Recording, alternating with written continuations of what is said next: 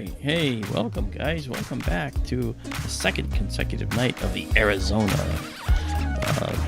Observatory. This is the Maudlin Hain Observatory out in the desert of Arizona, and we are getting ready to go for another night. And by the way, when I tell you it's clear, there's not a single cloud in the entire state of Arizona. Not a single cloud. You know, and one of our subscribers here, Simone Maxim, said that they're looking forward to going out with their Skyline 8-inch Dob. It's perfect, and he's over in Casa Grande, I think. Simone, I think you're a female. Let me know. And it is perfectly clear skies, without a doubt. It's just stunning out there. So here we are. We're just having a good time, enjoying the night so far. And just in case you're wondering, indeed, Daryl is with me. Hi, Daryl. Hello, Mark. Mark, you're breaking up really bad. That's probably at your end, and I don't think anyone else is going to hear me breaking up, but it's possible. But they'll let me know. Okay. And we have Anahata77. Hi there, Bonnie. How are you? Verlucia Campos from Brasilia. Yay. Welcome back. Really nice. Raymond, how are you? Nice to see you again. Raymond, thank you for your information. That was very appreciated. I'm gonna get something off to you. Telescope's taking the GPS fix. You can see it right there. We're working on that right now. And I'm letting it work and do that. Telescope's over my head. And GPS fix is going on right here. So it should be fine. I got to let it go through that process. And I'm going to move this a little bit over here. So that's all I need to have present there. And until the telescope is fully connected, I'm not going to start up any other program. So this is what you'll see when we start up, unless I do it way ahead of time. So this is good. So Daryl, what's going on in your neck of the woods? I hear it's pretty chilly, you said, huh? Yeah, a cold front came through around the late in last night's stream. Got really cold last night, and didn't get warm today. It might have got up in the 60 or so, but it started cooling off immediately after sunset, and I went and put on a long sleeve shirt, flannel shirt. I don't blame you. Yeah. It's been chilly here in Connecticut too. Skywise, Scorpius is sliding off into the sunset. The moon is actually between Teshuba and Antares tonight. Right. It's in the front half of Scorpius. Right. The Teshuba is the stinger, the scorpion? No, Teshuba is the forehead. Oh, the forehead. Antares is the heart, and then Shaula and right, Lasath right, are the stinger. Okay. Yeah. So Scorpius is going away. Yeah, it sure is. And I'm here with, Dingo is upstairs sleeping, the cattle dog that I have, and then the other cattle dog I'm watching is right down here trying to get up on my lap. This is Tilly. She's a pretty little girl. So that's kind of neat. You know, Tilly, right? She's cute. So she'll be joining us for tonight, and hopefully she won't be making any noises or anything. But, I mean, the other night she barked, and there we go. Okay, now we're all set. Telescope's connected. No, not connected, but it is online and started up. And now we're going to start up the system. All right. There we go. And we should see a connection here soon. When these lights light up, it'll be all connected. There we go. Telescope is live and connected. So now I can start up the rest of the things. To give you an idea, it's only 7:13 out there. It's going to be reasonably dark because sunset was just after 6 p.m. out there. Okay. And I'm going to bring up our planetarium control program and initialize that now that everything is up and connected and running. And I'm going to start up the Stellarium program, which is the free planetarium that you can get anywhere online. You can go look it up and you'll get it. And Stellarium being free is probably one of the greatest additions to your arsenal of wonderful astronomy tools. And if you decide to use it to control your telescope, look what you get. You actually get a system that will give you an icon on the screen. See the word scope in the middle? You can name that anything you want. I could name it Big Fat Fancy STLSW Telescope, but scope is good enough. You know? And so we can tell it where to go in our sky. Last night we had a little bit of a, a snafu, and not sure what happened, but the telescope just started going off on its own doing things, but we fixed it and came back. So that was really cool. I do want to say hi to Mike C, who's joined us. Genghis is here. Cypher 2. And it's like it's the wonderful crowd that I'm so used to seeing out here. It's so nice of you guys to show up. Our observatory is actually growing by leaps and bounds. We have a number of things happening that are going to be really, really important. I mentioned last night, if you remember, I'm going to put the telescope on a pier that goes up in the air so that we can actually lift the telescope higher into the air and give us a full view of the horizon. That's pretty cool. And we're also working on getting other telescopes for out there, and possibly doing some other really cool things. I have a filter I'm going to investigate using. I'm using one now that's actually quite nice. Look at that, we got a plane that just went through. That's what the red dot was flying through. It's a plane.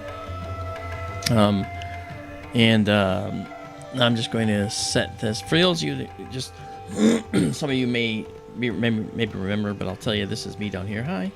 Okay. Right above me is the telescope in the building out in Arizona. That's it right there. To my side here, you actually see all the parameters of the telescope, and it's handset, all the details. Right above here, up at the very top here, this is the telescope control section right here, north, south, east, and west. And then there's some various menu items that we use here, and then this is an interface into the computer. This is our screen where we're going to see all the action happen, and we can enlarge that and shrink it. And over here, this is the camera control cluster over here. The one thing that's important here is our exposure. This here says 50 milliseconds. Well, that's no good. We're going to actually set an exposure that's 1 second in length, and that gives us kind of a 1 second view. Every second it'll update, and that'll be a live view. And then as far as the resolution, there's one called RAW 8. Well, we want RAW 16. That is the best one for our purposes. And now we also want to turn on the thermal controls, which are the image sensor cooler. We operate the telescope at -10 Celsius, the sensor, and the camera's at -10 Celsius. Right now it's at 25 Celsius. You can see down here, this is the temperature monitor. That little text down there you'll see it says 25, and now it's 23.2, and it's going to drop and drop and drop until it gets down to -10 below 0 Celsius. And that is going to give us a lot more sensitivity. And as Daryl just put in the chat a few seconds ago, the moon will be setting in just a few minutes. So it's going to set it. Is that moon set for you or for Arizona? For Arizona. Yeah, that's what I thought. Okay. So I'm going to bring us up in the air here. You'll watch the telescope up above me.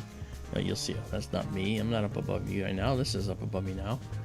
Okay, you'll see the telescope is looking up, and you'll see stars moving because we're getting 1 second updates on the screen. And there you go. And what I like to do is to show you just how many stars there really are out there. And what I'll do here, this is called the histogram. This line is going through the data, which you see over here. This is the data. Okay, this line right here is the data that's actually coming in. That's the data. But that straight line is what the image here that we're seeing on the screen is showing. If we actually include more of that data under that line, we're going to see a lot more in the screen. So I'm going to actually do that. I'm going to do a call it hyper process. And you watch that yellow line now includes almost all of it. And now we actually see the stars.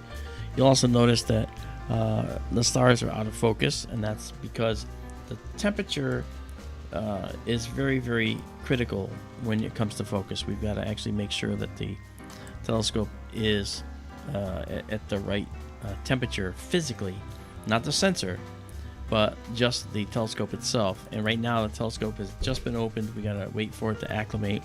It's got a ways to go, and this is our focusing center.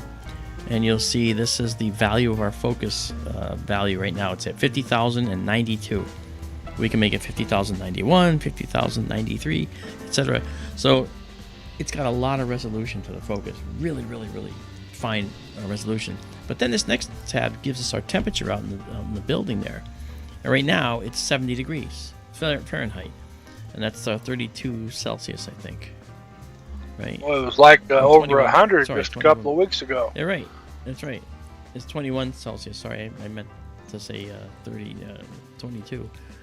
But and Daryl's right. It was 100 a couple of weeks ago, and what we found was that the temperature of the sensor had trouble getting down to minus 10. So that temperature you see over there in the bottom of the view there. Okay, right now it's at minus 6.8, and it's going to go down to minus 10. It can handle that. It can overcome that. But what we're going to do is we're going to let the telescope reach the minus 10 for the sensor, and then we're going to focus the telescope. And we have this nice digital focuser, and I've got these presets that I put in here for different temperatures so far. And I got to train it. I haven't done that. And when I train it, it'll actually allow us to bring the temperature to, or bring the focus to wherever we think it's focused. So for instance, I can go here. If I click on 502, okay, all right, and then I say go to, you'll see the numbers change, okay, and you'll actually see the stars change. So right now, okay, the numbers are changing, and you'll see the stars change, okay. In fact, they got better, okay. So this is more of the early focus, the early night focus setup. So we're at a point now where we're already usable, which is kind of good. So we'll just minimize this for now, and we'll explore that focus later once the temperature changes further. Now, that really made a difference later in the night last night. It certainly did, with the Iris Nebula. By the way, if you've gone up to the live server, you can see that I've already renamed everything up there. So now everything is named what it should be, and you can get into the different directories for all the things that are going on, all the objects we took pictures of. So feel free to do that. It's free and it's all for you, because I just love it, and I love seeing your eyes light up. Now, keep in mind, okay, that the telescope right now is a little bit myopic. The alignment of the lens on the end of the telescope and the mirror inside the telescope are a little bit cocked at a little bit of an angle. This may have happened during an accident where the telescope collided with its lower structure. I was here when that happened, and when it happened, you can imagine I was quite panicked. But I think we are able to fix those problems now and make sure those things don't happen anymore. I hope. So that said, we are looking now. I was knocking on wood. Sorry. No, was that wood or Formica? That was my head, but Oh, okay. close enough to wood. Ooh, I heard that though. That was pretty loud. So also you'll notice here this right ascension and declination. These are the Earth coordinates extended out into space. Okay, so latitude and longitude. Okay, declination is latitude, and latitude, of course, are the numbers from 90 all the way down to plus 90 at the pole, to 0 at the equator, to minus 90 at the south pole.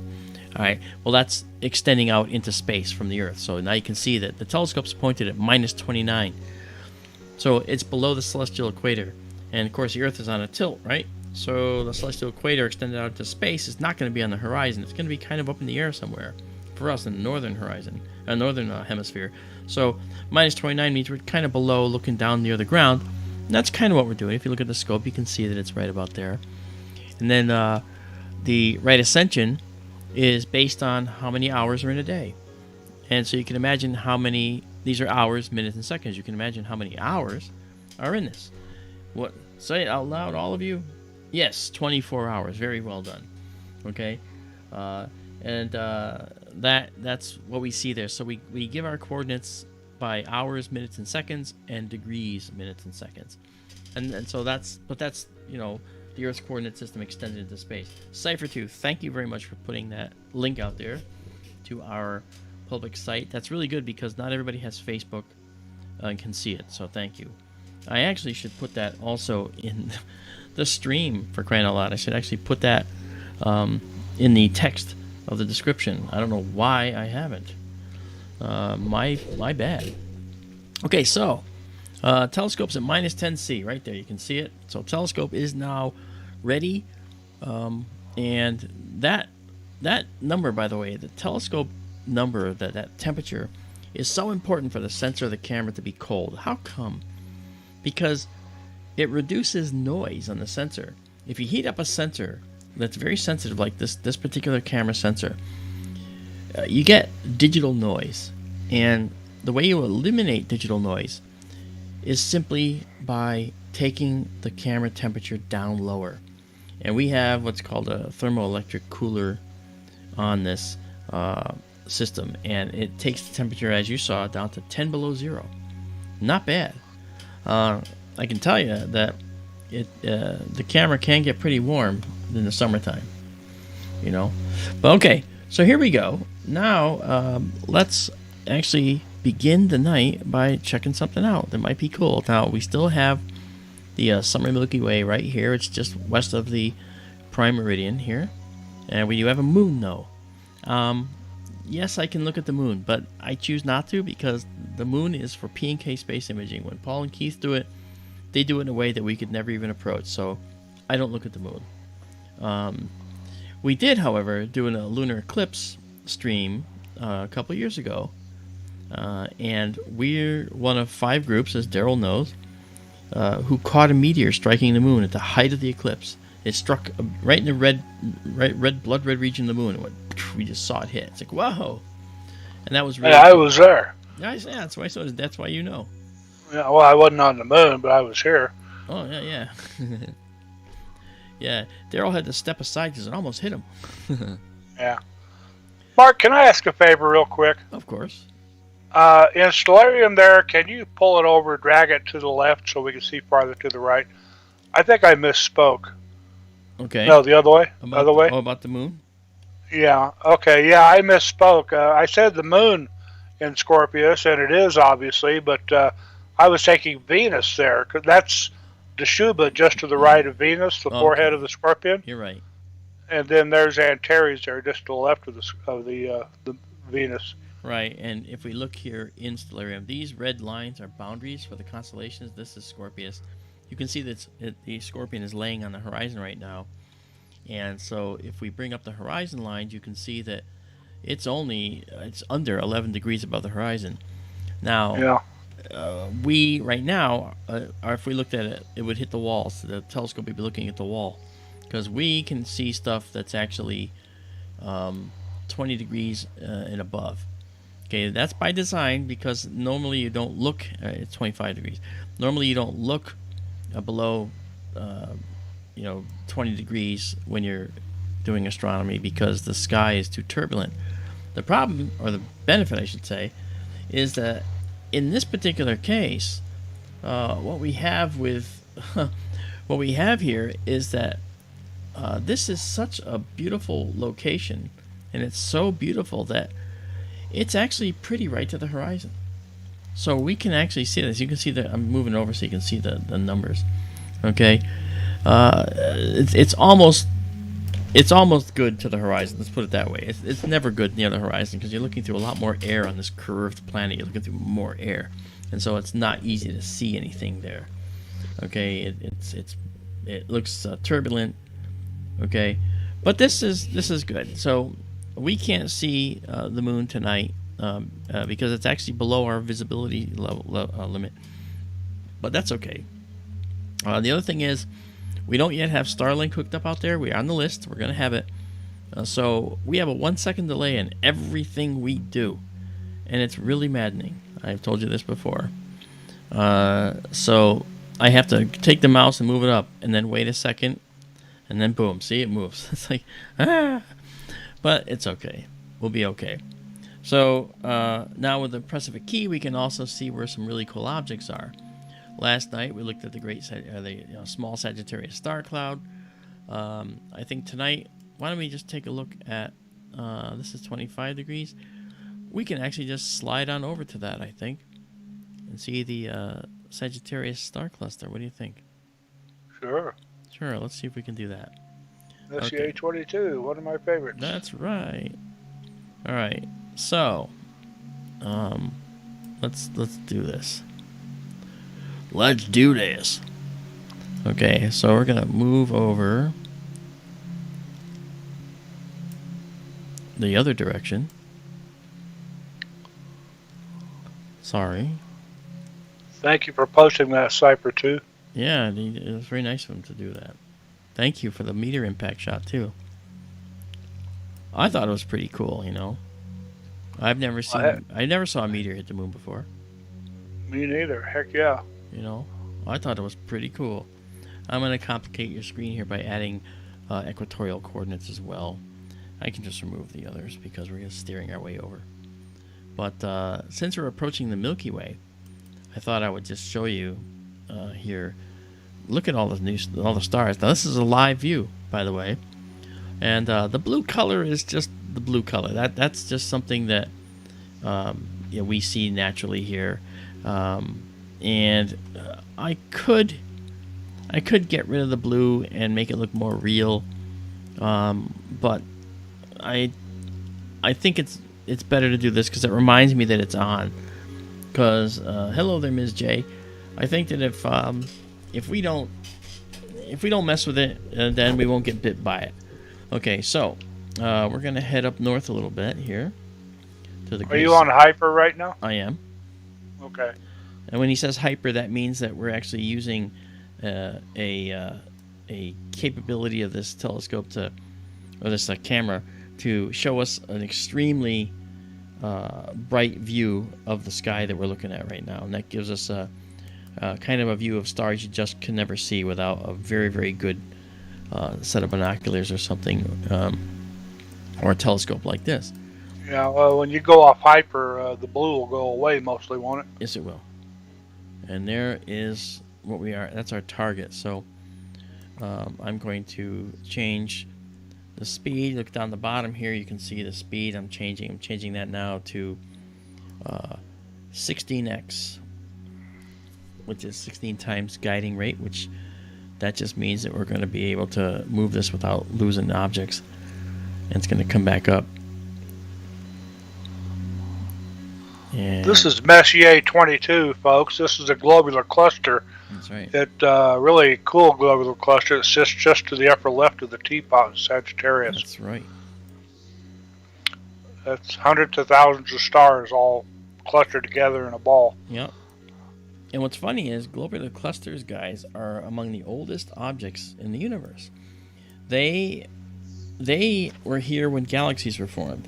And they're made of stars that actually don't have any of the elements in their atmospheres, or not all of them, but some of them, most of them, don't have any of the elements in their atmospheres that the rest of the stars do. All these stars around here, all these stars around, like that we're looking at here, every star here, except those in that cluster, have things like magnesium, calcium, and sodium in their atmospheres of the star, because they were made with those elements when they were made. But these clusters were made at a time before any of the major supernova occurred that brought those elements to the interstellar medium. So this this cluster is devoid of those. And we say that stars like this are very old, okay, and that they're actually what we call low metal stars. But you say, well, wait, if you have calcium, that's not a metal. Okay, so if it doesn't have calcium, it doesn't have calcium. Why metals? Because anything other than, and this is, welcome to astronomy. I'm an astronomer. I think it's silly, but anything other than hydrogen and helium is called a metal. Now, it doesn't mean it's really metal. Ding, ding, ding. It doesn't mean that at all. It just means that it's made mostly of hydrogen and helium. Okay, and we have a term called the metallicity, which we can measure how much the ratio of hydrogen to the rest of the star's components are, and that gives us an idea of how much the star's metal content is. You can guess, yes, the glitter bomb cluster. Well said. This looks like a glitter bomb, doesn't it? In the process of blowing up, it's like caught in time. Yeah, that's really cool. If you look over at the upper right at about 2 o'clock in the cluster toward the right-hand edge, the little faint fuzzy there, that's another globular off in the far distance. You're talking about this guy right here. Nope. No? Over toward the right-hand edge, just to the left of your pointer, right there. Yeah, that's what I'm talking about, this guy. Yeah. Are you looking at YouTube or the Skype? No, I'm looking at Skype. Okay. Yeah, that's it. This is the guy right here. An astronomer named Harlow Shapley, back over 100 years ago, I think it was about 1915, if I remember right, he plotted the position of all the globular clusters in the sky, and he found that they tended to center around Sagittarius. It's the richest part of the sky for globular clusters, in other words, and that helped him deduce the location of the center of the Milky Way galaxy, which is just off the tip of the teapot in Sagittarius. And the reason for that is because of the fact that globular clusters are what we call halo objects. They actually orbit the galaxy as a whole. So they go around the nucleus of the galaxy. So you'll always find a huge cluster of them on their way around this galaxy nucleus. And that's not just this galaxy that happens in. It happens in all galaxies that have globular clusters, which most of the spiral galaxies do. Andromeda does. We actually saw in the Triangulum galaxy last night, in last night's stream, we saw the globular clusters in the photo we took that are 2 million plus light years away in the Triangulum galaxy, because these are pretty big. As you can see, these are a lot bigger than one single star. So they show up as a dot. That is a real palpable dot that you can see. Now we're going to do a 15-second shot, and I'm going to take off. If I take off the hypering, then this is what it looks like with a 1-second shot. But we're going to go and do a live stack of this. This gives you an idea. This will give you an idea of the capabilities here. All right, because when we take photos nowadays, here, you actually see these photos almost in their finished form. Okay, so obviously the sky is still a little bit light, and that could be because the moon has just set. But this is a stack. It's starting up, and we can actually modify by sliding this thing over a little bit. We can modify what we see and darken it up a little bit and make it more, make it prettier. There we go. Now, this is a reasonable facsimile of the color. And all these settings down here, there's a lot to understand here, and I'm not going to have to ask you to do that. If you want to know, you can certainly ask, and I will tell you. But I will keep in mind that we can do things like enhancement. Like, for instance, I can come in here, and I can immediately sharpen this image on the fly. And you watch the image now as I do this. All of a sudden, that image is going to get a lot better. Here we come. Ready? Okay. Let's look at that. Now the image is better. And some of you are saying, I don't see it. You will. You will. You get good at seeing it over time. Tara's here. Is she? Tara? What are you doing? Are you back from the MUFON campout? You must be. They said you were in jail, Tara. I didn't mean it. No, I didn't say that.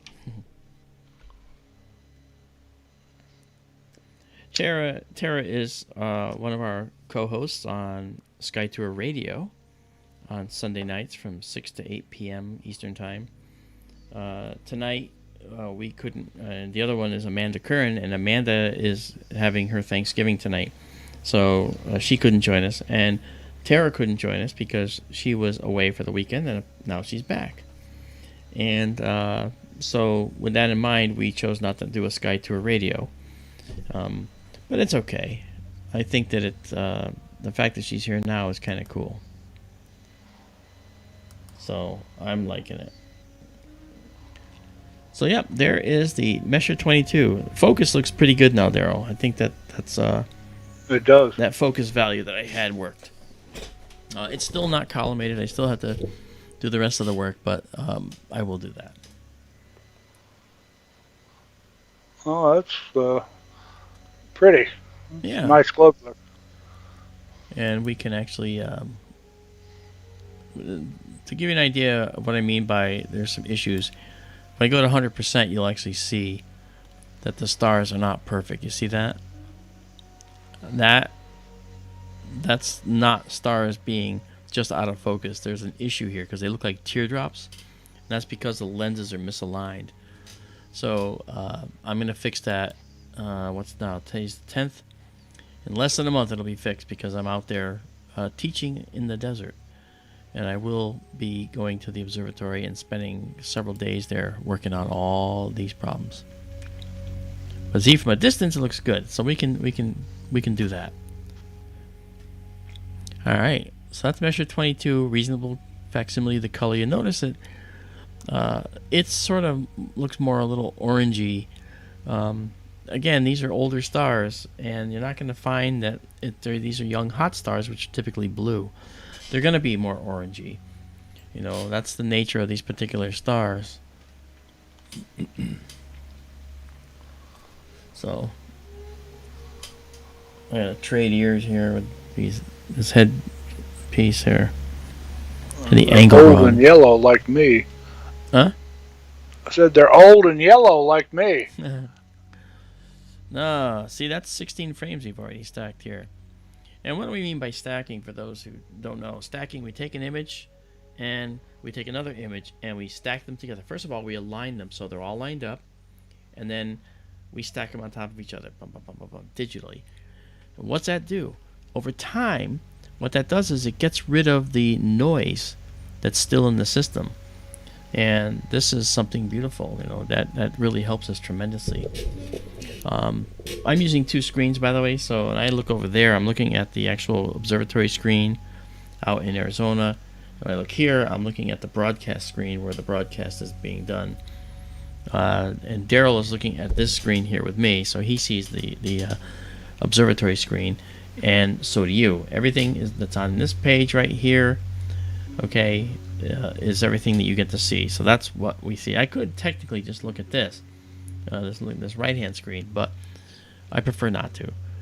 I like to have a hand in what's going on. Okay, I just saved this, and I'm then going to save it exactly as you see it. So I saved the stack. Okay, I saved the whole set of stack, and they're in a format called FITS, F-I-T-S. And the FITS format is an astronomical format, but a lot of readers can read it. You can download a free FITS view program. And there's another one. I use Photoshop because I got a plugin for Photoshop. There is one. If you need one, I'll let you know where to get it. It's not free, but then again, if you're using Photoshop to do this kind of work, you're probably working higher end too, I would think. So then I took the image and saved it as a PNG, which is better than a JPEG. And I think that the best thing is that you have both the stack and then the pretty picture. So you can take just that and look at it, enjoy it on the public server that's up there. It'll be up there in about 5 minutes, actually. So it's happening in the background. I don't know how you said, did I say teaching? teaching. Yeah, I took my astronomy degree down that path where I want to show people the world. Okay, show people the universe. So I guess in a sense it makes me a teacher. But I don't, I don't. It's not like kindergarten. This is adult, serious stuff, right? So if you're here and understanding this, it's because you are very smart and you are able to digest everything that I'm saying. There are some people that don't, and I can only go so low in my explanations before I have to then say, look, I gotta move forward. But I try to make an explanation for everybody, you know. And Lynch Hub is here. Hey Kyle, how you doing? Susan Woodcarver, hello, welcome. Nice to see you. I know the last night was wonderful, wasn't it? And then tonight is another night. There isn't a cloud in all of Arizona, believe it or not. Oh no, I'm not a teacher in Arizona. I'm actually in Connecticut, operating the telescope out in the Arizona desert. So I'm 2,500 miles away from this, and operating it there. And this is the SkyTour West Observatory that we're running now. SkyTour East is actually behind me, and I'm working on it. If I show you the background, you'll see it back there. That's the SkyTour East telescope back there. I'm rehabbing, and I'm going to install it in a new building out here. I sold the dome that we had because we outgrew it, frankly, and I had to get something else. So I designed another building, and it's going to have a roof that's going to literally just come off the whole building like this. And I'm using something called linear actuators to do that, right? And I have two of them, and they can handle 600 pounds apiece. So if there's a heavy snowfall here, then it'll just lift it like nothing and dump it. So, and Marianne's here now too. Who is Marianne? Yeah. Yeah, I saw Marianne here. I saw her somewhere. Thought I saw her. I saw Marianne somewhere. Isn't she here? She's here. I thought I saw her. Oh, there it is. Yeah, I'm glad that... Yeah, thank you, Marianne, for coming out. Marianne actually is watching this stream from Seattle, where she's attending a festival. And Tara, I think, is back in Phoenix, where she's from. And Tara's right. I'll be teaching at the MUFON Boot Camp in November. That's the Mutual UFO Network Boot Camp. I'll be doing astronomy. Oh, so Anahata, I'm sorry. Yes, I'll be teaching in the desert in Arizona. That's correct. Sorry, I'm slow in the uptake sometimes. Oh, thank you very much. That's just nice. Pete Bods, how you doing? Thank you so much. Yeah, I've been watching since you started. I've learned so much from you, and I enjoy your shows. I've seen every one of them, even if not live. And you're a good teacher. Well, thank you, my friend. That's very kind. Very kind.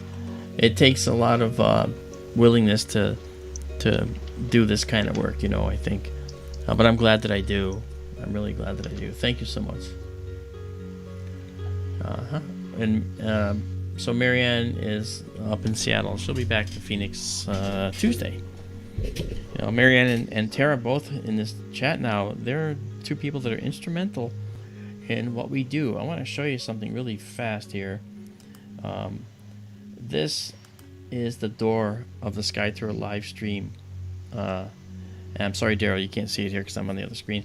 It's the door of the SkyTour LiveStream West Observatory. And if you look carefully, you'll notice it's made of bottle caps.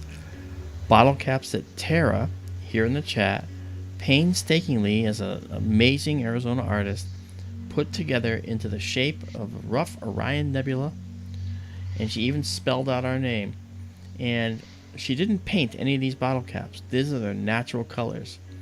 The blue ones are like Bud Lights, and I don't remember the orange ones are. She could tell you what they all are. I'm sure she stared at them so long it made her head spin. But we have a standing order contest here. This high resolution image is up on our Facebook site. If you can count all the bottle caps and come within 25, you get one of our beautiful 3D printed moons. And it's a 2.5-inch diameter moon that is literally SLA printed here in my special effects shop. and you can see all the craters at that scale, and it really looks pretty. And being an artist myself, I paint the moon to look exactly like it should with the rays and the craters and everything. It's beautiful. All the seas are represented and everything. So the seas, of course, being lava seas. So that's something that's out there too, if you want. So this is cool. Messier 22 we checked out. Let's go back and see what else we can do. First, I'm going to get rid of this. I'll clear it first. I really like how that focus system went right to where it needed to be. I like autofocus, you know. But the compromise is that the scope is just a little misaligned. I gotta fix that. Yeah. Tara, don't talk about the moon. Yeah, she's not talking about the moon in the sky. She's talking about the 3D printed moon. It is a really pretty moon. You know, this would, you know, if you want to moon somebody, this is how you can do it. It's actually kind of, you know, cute way to moon somebody. What do you give me for my birthday? I'm gonna moon you. What? It's really cool. It's a piece of art, so it's not like a $20 thing. It's actually pretty expensive, but Daryl has that same guess every single time. It's a standing joke with us. If only he knew he was exactly right. No, he's not. Just kidding. Well, I don't consider myself eligible anyway. Oh, you're not, you know, but when I get them molded and everything, you know, you're gonna get one anyway, because of all you do for me, and you know, with this, and all you do for the radio show. No worries. Yeah, well, yes, worries. That's a lot of beer she had to drink to make that door, let me tell you. I know, right? That's what she says, yeah. Genghis, I'm sorry.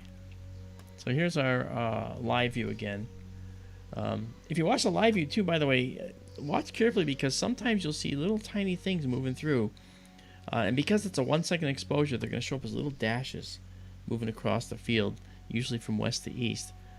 And that's what you're looking at there is a satellite, or maybe something else. Depends on which way it goes. So keep your eyes open, because we're in the live view. You'll see that happen. It won't happen when we're actually moving the telescope, because then you'll see all these little dashes as we move the telescope. Okay, so like when I move the telescope now, if I have the telescope move upward, you'll actually see these little dashes appear because I'm making them appear. All right, but there we go. So let's go back to our planetarium here. We have a lot of things in here that we can check out. I would like to look at something else that's here in the Milky Way. We looked at it yesterday. I'm not going to look at the small Sagittarius star cloud again. What I am going to do is I'm going to take us over to the Omega Nebula. I'd like to do that. So we're going to see if this is going to work correctly. So here we go. I'm telling the telescope to go. You're going to see it change. Over here, it's going to go to a bright star. Okay, which it's going to now. It's lining up the star. That's probably the star it's going to use. And if you notice down here, and right here, you'll actually see the name of the star that it's going to center, because it knows the whole sky better than anyone knows the whole sky. This telescope knows the whole sky. Okay, it's Nu Ophiuchi. Okay, and it's going to center it up. And then from there, once it's centered, it's going to then send us over to this exact object we're looking at called the Omega Nebula. And you'll see it appear as a fuzzy spot at first, and then it'll sharpen into something better, and then we can do our live stack, and you'll see it. So here we are, it's centering up, and then pow, it's going to disappear just like that. We get all this squiggly hair, and then there's the Omega Nebula as a fuzzy spot until we stop, and then it sharpens up. Isn't this great? I like this stuff. This is the Duck Dynasty Nebula. Yeah. Looks like a upside down duck decoy to me. It sure does. I'm going to show you But some. they call it the Swan Nebula is one of the other names. That's correct. Or the check mark. Oh. I call it the Omega Nebula. Huh. Yeah. You'll see when the telescope's pointing there. It's obviously south is like toward us out of the picture, a little bit to the right. Okay, so kind of like over here, pointing this way toward this direction. If you just twisted the scope so it was a line this way, that's where south is. North is toward the back wall you see there, and a little to that side. And then east is over here to the side, and it's pointing more to the west right now. But that is the Omega Nebula. Let's do a stack, because you see how much stuff you see here? Guess what? There's a lot more there than you can ever imagine. And what we're going to do is we're going to do a 25-second shot. Okay. Like that. 25 seconds exposure. And I'm going to take off our hyper process and just go right to the stack. And right now, if you look down here, there is a little green... Oops, so I got to clear that. That's the old buffered image. There's a green progress bar. This is the progress of the 25-second shot. When it gets to the end, it'll appear. And I think that's just about now. Okay. And there you go. So here is the Omega Nebula with the additional material around it. All this red, this is not noise. This is nebulous detail. It just so happens this is very bright because of the stars that are illuminating it and causing it to glow. Okay? But this stuff is all here as well. Isn't that amazing? And that's a 25-second exposure. That's 2 images that are stacked right now. And the more images that are stacked, the less noise we'll see in the image. It's going to look so much better. You know? Hi, Fantasy. How are you? Yeah, 2 nights in a row. Isn't that great? That is just something else. Alright, so I can take this line over here and I can slide it over. In other words, intercept more of the data and it will get brighter. Okay? So you can see a little better. And I can also basically do it this way and kind of actually add some contrast. So now you can see it even better. Look how much additional stuff is going on here. Isn't this crazy?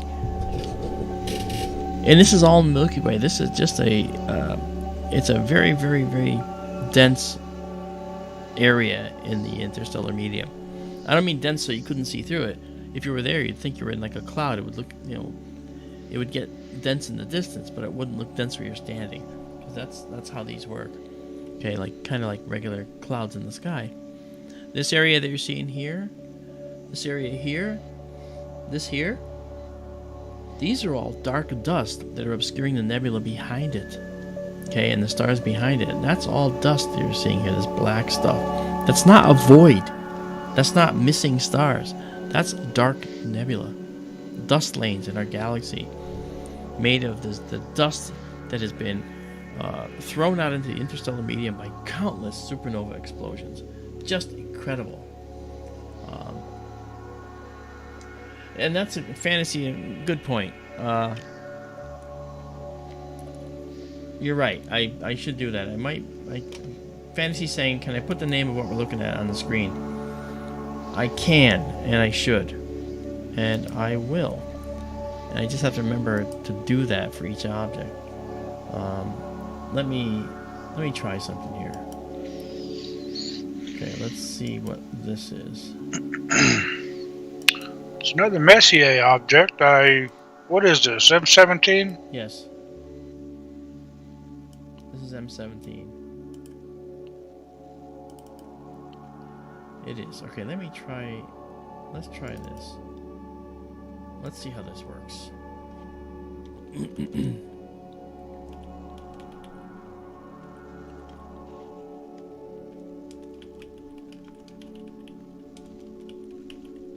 Yes, yeah, but I'd have to do this every time.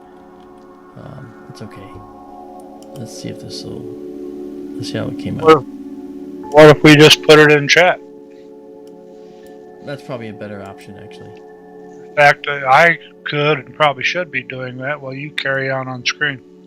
Yeah, it'd probably be a better idea, because otherwise I'd have to I'd have to put a box here to explain what it is. And that'll take time. So this is Messier 17, also known as the Omega Nebula. And we're doing a stack right now.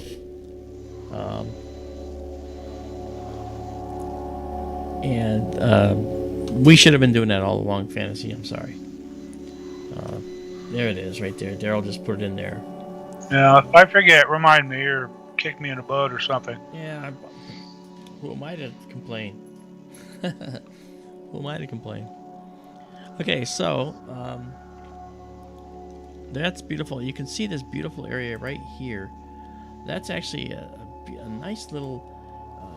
It's a little dark bay that reaches into the Omega Nebula here, and you can see this dark dust here. That's very, very dark, and it's obscuring the bright nebula behind it.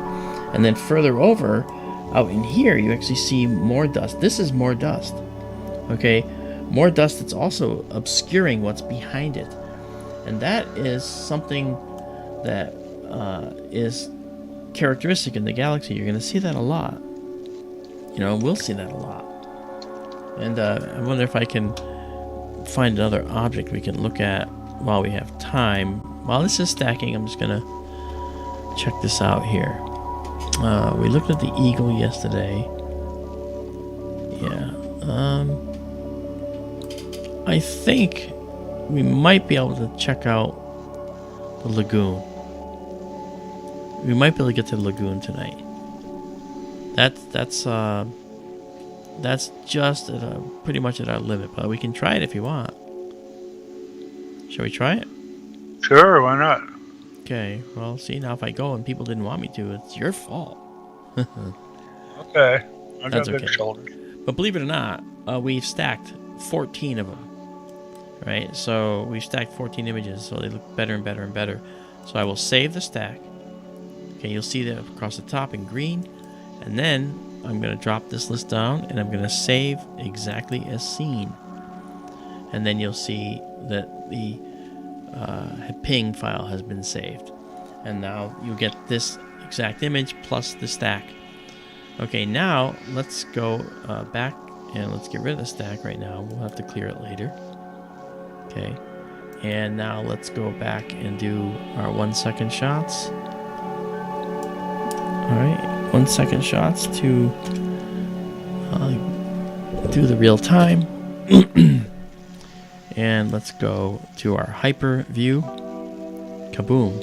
And now we can actually take a hike downward and go check out one of our favorite objects, which is the Lagoon Nebula. I'm going to just go back here and increase our rate of travel just a little. Right, so this is another way you can see the name, the label of the object when you pull it up and highlight it in stellarium there. That's true. Lagoon Nebula, M8, Messier 8. Mm-hmm. Raymond, per your question, doesn't M17 look a bit like M42 in a way? Sort of, kind of, in a way. There's really no comparison. And actually, once we get Lagoon Nebula up here, I mean, they're both emission nebulas. All three of them are. M17, M8, and M42 and Orion. Right. But M42, you know, it's the best. And the Lagoon Nebula here probably ranks only second to M42. And the reason it looks the best is, of course, because it's one of the closest to us. In the same way that the Helix planetary nebula is the closest planetary to us. So that's why these things look so good to us in our view. I'm steering it manually because of the fact that it's so close the telescope might try to pick a star that it can't see because the building's in the way. Once the hydraulic pier gets installed, well, then we don't have that problem. Okay, so now we're going to head down here again. Here we go. And as we move across the screen here, I should be able to see the lagoon. And there it is. Yeah. And that is about where I wanted to go, too, because what I wanted to show you is the other part that's over here. Okay, and then we got feature down here. Cluster, we have this and this. This is Lagoon Nebula. This is one of the fiercest star-forming regions. In fact, right in this spot right here is an O star. That is the hottest and bluest star that exists. A supergiant. It's a giant star, and it's responsible for causing most of this nebula to glow because it's sending out this tremendous radiation, this ultraviolet radiation. Hello, Roxana. Roxana runs the group Starlight, Starrlight, on Facebook. If you're not a member, go be a member. It's just it's a fantastic group, a lot of wonderful people, including me, on there, and so enjoy it. She's a wonderful person too. And Satisfying Animations is here. Hello, how's it going? And now that we're here, okay, I'm glad that the observatory building isn't interfering as much as I thought it would. So we're going to do a 25-second shot of this amazing region, and we're going to turn off our hyper because we don't need it. Trust me, we don't need it. We go into the live stack, and I'll delete the previous image that was here. That was the Omega. Okay. And now the green progress bar will tell us just how much we have to wait for this one to come in, and it's almost done. Oh, you're gonna like this. You're gonna like this, I can tell you that. Ready? Here it comes. Look at that. Holy cow. Isabella's here now. What's that? Isabella. Hey. Isabella. Good morning, Isabella. How are you over in Sofia, Bulgaria? Isabella Melamed is one of our favorite fans, because she's taken our stacks and she does her own image processing, and she does such a nice job. She's actually set up a website where she takes our images and not just ours but others and processes them to show you what is really going on there. Isabella, feel free to put that link up. You don't have to not do it because of us. You're more than welcome to put it up. So here's a Lagoon Nebula, and look at all these amazing... She's not a host. She can't post links. Oh, she can't? No. Why is she not a host? I forgot. You mean a moderator? Yeah, a moderator. Oh, okay.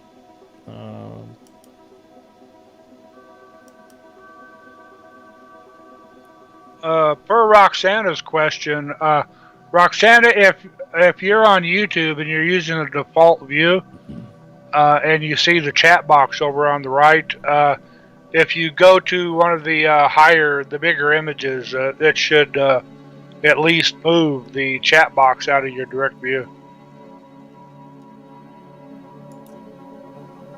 That should work. Yeah, go to theater mode or full screen.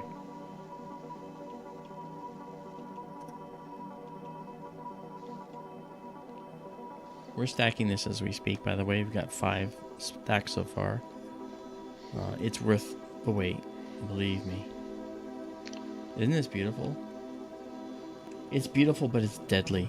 The temperatures in here are way higher than organic life forms, us carbon-based life, could ever withstand. Because there is this O star, hottest, the radiation, the ultraviolet radiation, would fry you.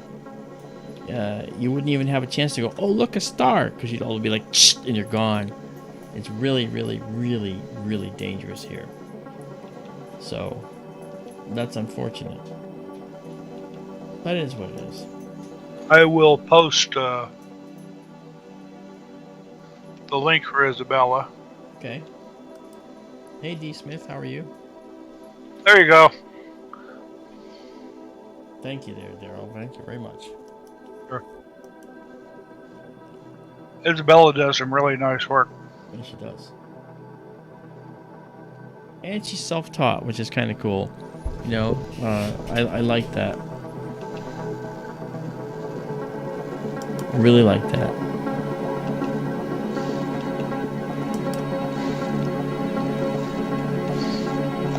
Hi, Daggers. Isabella, you notice that you now have a wrench next to your name. You can post links now. And I didn't realize I could do this, so I apologize ahead of time.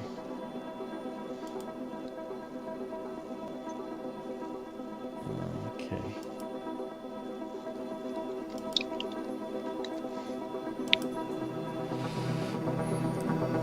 Don't worry, I'm working on something.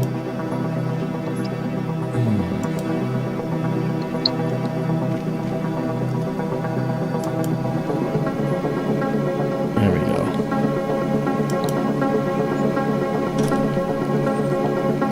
Okay. And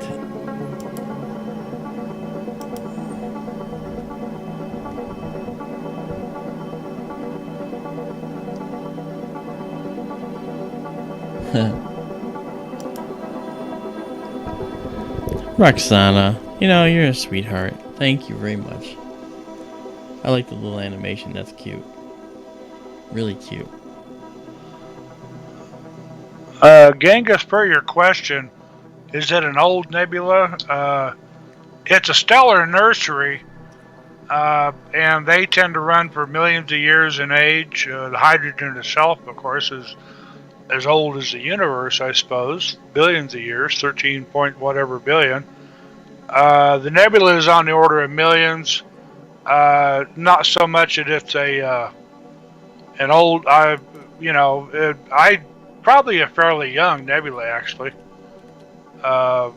and it's just because how rich the Milky Way is in material there. You're getting toward the center of the galaxy, so there's a higher concentration of material there. Yeah. I hope that answers your question.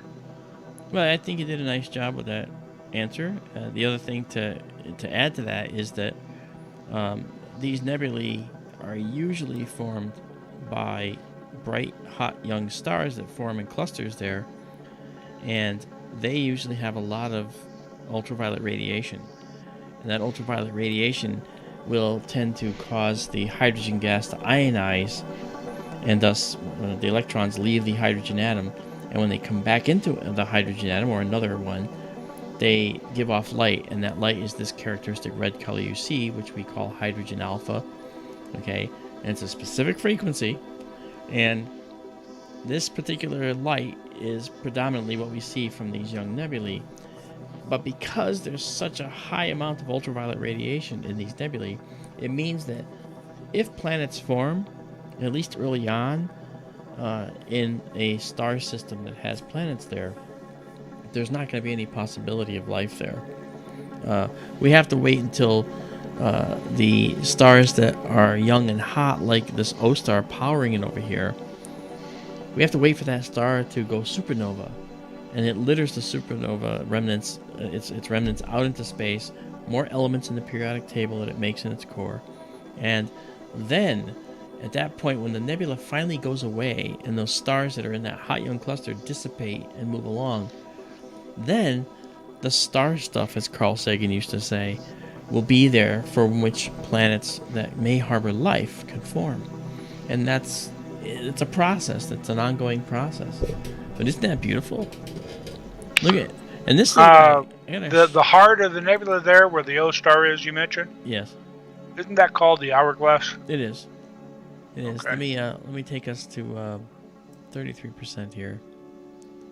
Okay, a little bigger. Just want to show you something. See this little dark object right here? Okay. See this one here? Okay. See one here, one here. There's one there, one there, one there. They're all throughout the nebula in various locations. These objects that you're seeing, these are dark objects, dark nebula, which are dark dust. Okay, and there's some gas in there, but there's mostly dust. And they're self-gravitating, they're gravitationally collapsing. Okay, because it's out in space, there's nothing to grab it.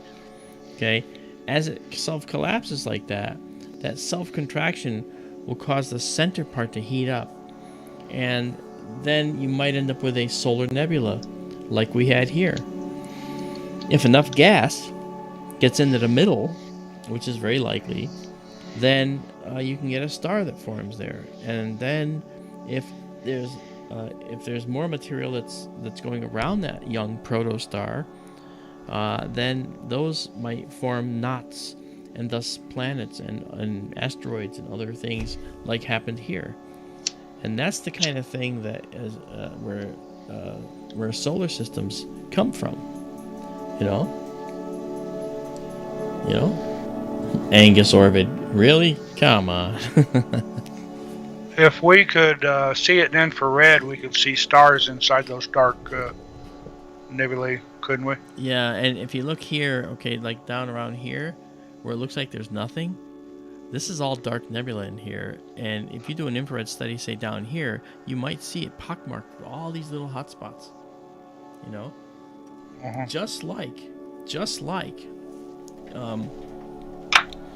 in the Orion Nebula, because we see lots of young stars forming in the Orion Nebula too. They're all stellar nurseries in a way. Some stellar nurseries are kind of past their major thrust of star formation. The Omega Nebula is still forming stars, but it's not as prolific as other nebulae. It's not nearly as prolific as the Orion Nebula, as the Lagoon Nebula. So some of this is done. Some of it's happened already. All right. So you can see another location out here. Again, that hydrogen gas glowing out here. Again, a very hot location. There's stars in here that are causing that gas to glow as well. When we get to Orion eventually, as winter approaches, we're going to see some really interesting stuff there too. And you'll like it. I know you will. All right, so there is the wonderful Lagoon Nebula. And I'm very pleased to see that we could still see it pretty much one more time before we end up, losing it for the season. But let's see, we have how many did we stack here? We're at 25 we've stacked so far, so I'm going to pause it here. And I'm going to save it as a stack, and then save it as what you see in the picture here. All right, just as seen. Okay. And now we can clear and go back. And get rid of that and go back now. Set up a 1 second exposure. Let me do this first. Set up a 1 second exposure. And after I set up this 1 second exposure, again, I'm sorry that it takes 1 second for my commands to be entered out there, because it has nothing to do with the distance. It actually has to do with the fact that the internet out there is very slow. We're using satellite internet, which is extremely slow. When we get Starlink, it's going to be literally 20 times faster. And it'll be great. It'll be great.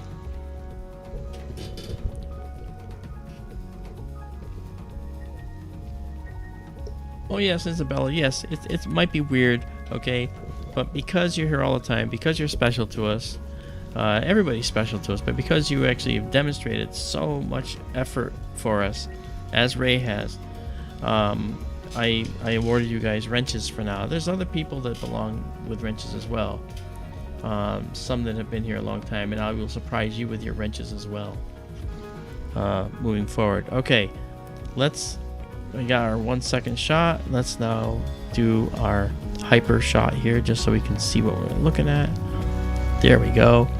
Now let's go back, and we're going to take a look at one more object that's just a little bit north, and that is going to be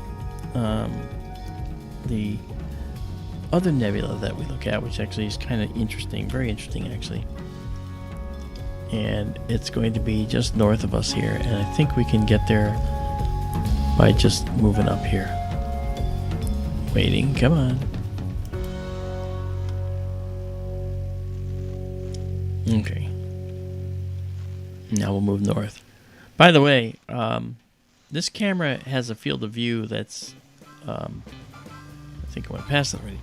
This camera has a field of view that's over 2 degrees wide and 1.8 degrees high. So it's actually quite an amazing camera. And sorry, that's what I wanted right there. Okay, it's right near the Lagoon Nebula, which is why it's bouncing around here. I'm sorry. Okay, but this is the Lagoon Nebula, and then right up here is the Trifid Nebula. Again, another location in space where something really cool is going on. All right, and what we're gonna do is we're gonna drop the speed a little more,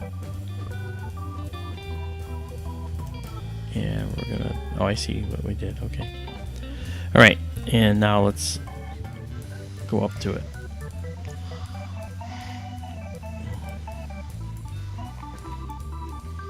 Okay. Since it's right nearby, let's just do it this way.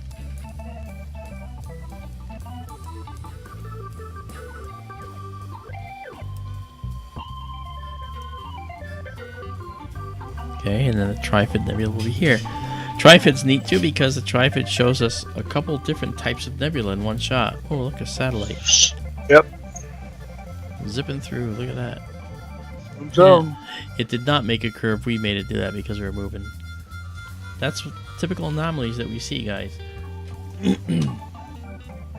Okay, so this is the Trifid Nebula. You'll notice something really cool. It has these 3 veins here. These are actually dark dust lanes, okay, that are actually in front of that orange nebula behind it, that reddish orange nebula. And that is what makes this special, because those lanes are superimposed over it. They're not separating or dividing it. There's another satellite. That's 2 now in the last few seconds. Not bad, huh? Let's start. Well, it depends on your point of view. Yeah, I know. Well, it's kind of cool to see stuff moving through space as you're watching it, you know? Well, it is, but it's neat stuff. I mean, they're getting hard to ignore. They are. I know that it's possible to get rid of the satellite trails, actually. So what we're going to do is I'm going to come off our hyper, and we're going to do this and do a live stack. And if there's more satellites that are come through, they're going to actually make a long line through the entire image. So we'll do that. We'll check it out. So let's see how that works. If you look at the telescope, you can see it's leaning way over. Okay, we're almost ready for this first shot here. Let's check it out. Wow, there we go.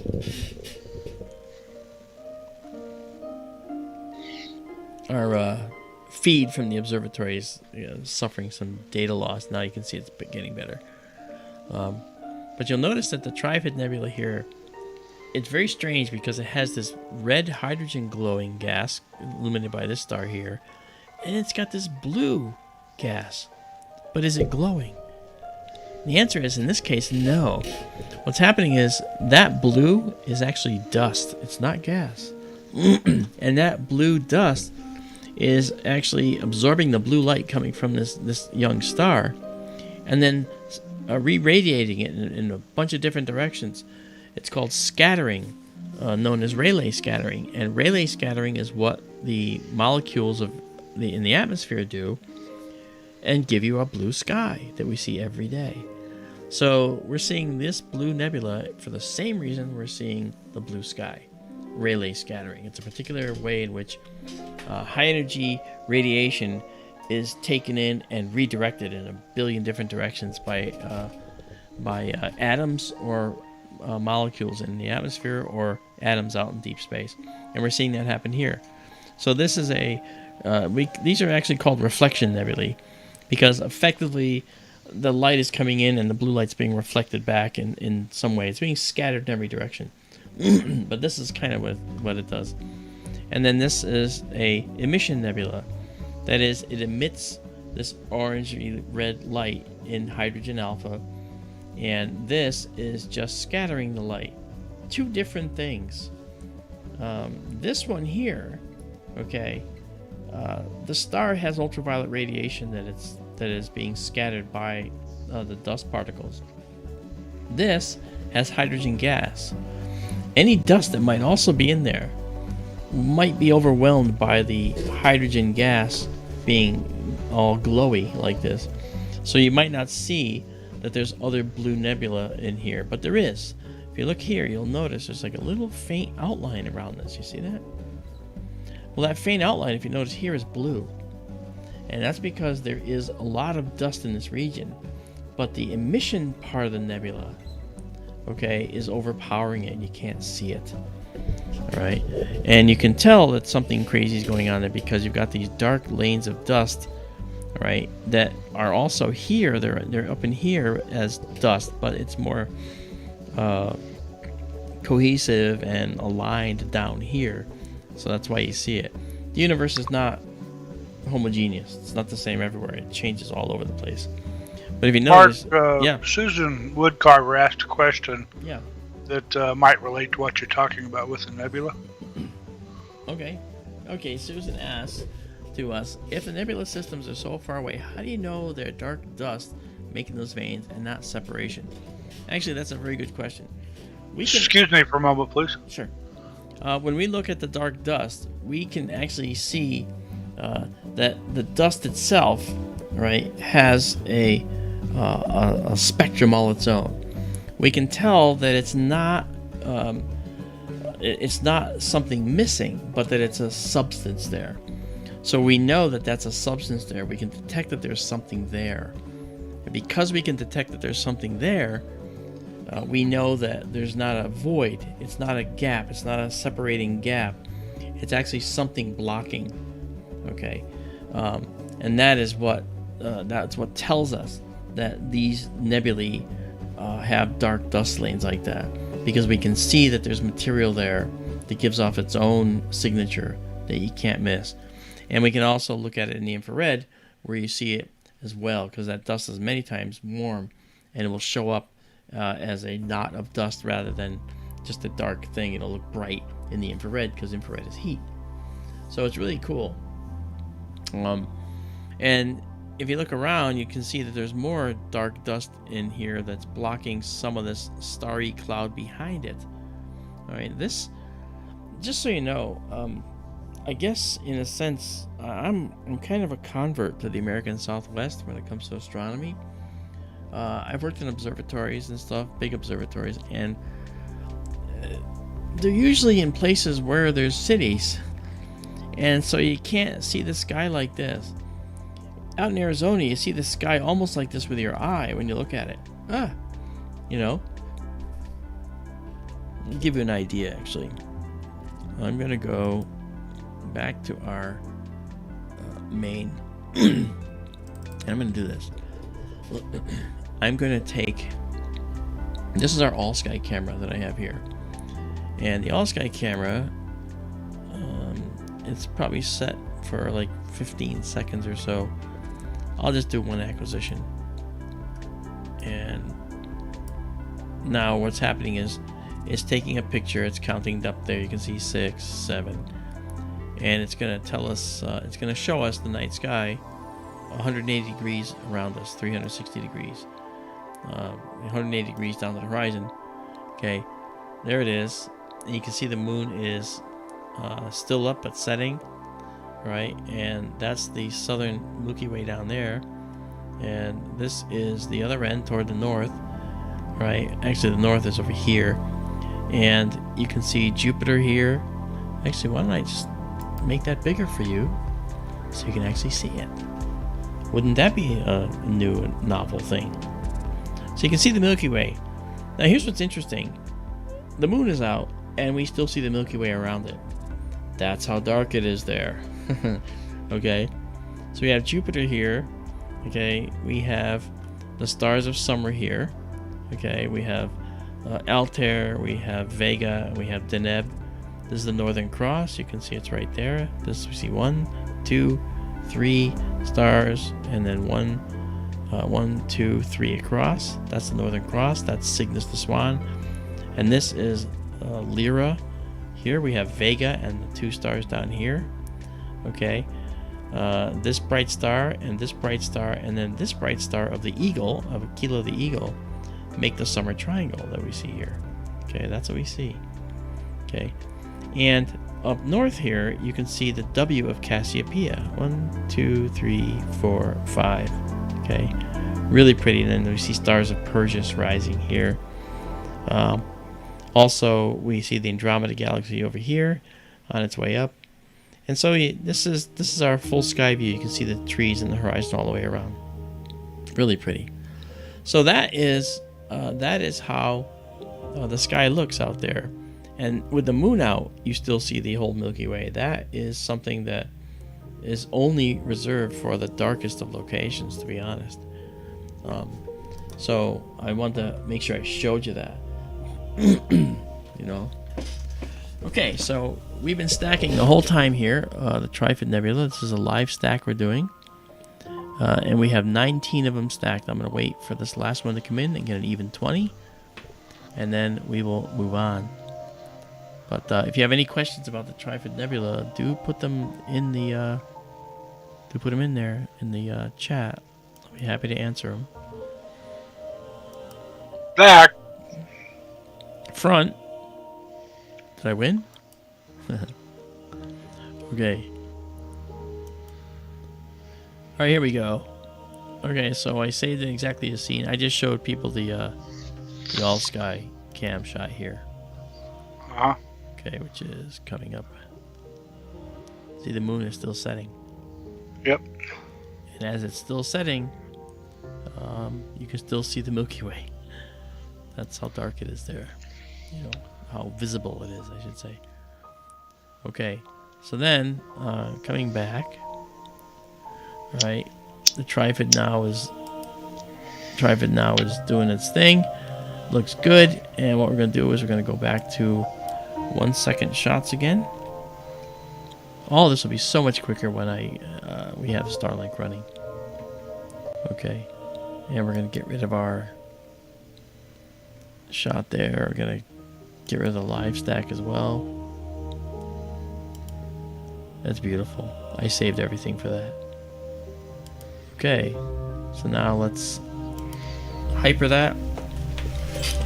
process. And now let's go check out something anew, shall we? We gotta wait for the moon to go down before we can do some dark nebula, but that's okay. What we could do is we could look at the Scutum star cloud. You want to do that? Sure, why not? Yeah, let's go. Let's look at the Scutum star cloud. And we'll just select it and we'll go to it because we can. Okay, it's selected. And now we're going to go. It's going to go higher in the sky. You'll see the telescope moving higher in the sky. There it goes. It's going to go to a star that is appropriate. And we'll see which star it picks. Now it's going to use that one. And that one is right there. Yep, it's using this star right there, and that star is Alphalamane prior. Oh, we got another. We had a satellite going through before we actually started racing away. And here's the Scutum star cloud, which is kind of neat. There's a number of things in the Scutum star cloud that make it interesting, and I want to find out where the best place to look is. Yeah, we want to move up a little bit, which we will. We're actually going to move a little bit eastward. Okay. All right, we're going to move eastward a little bit.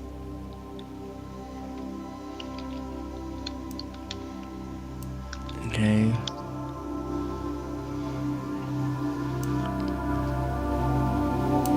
And then up a little bit.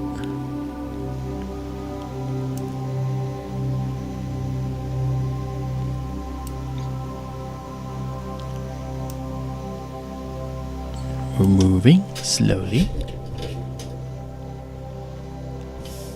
Let's bring our view up here. I don't want to miss it. Yeah, we got a ways to go.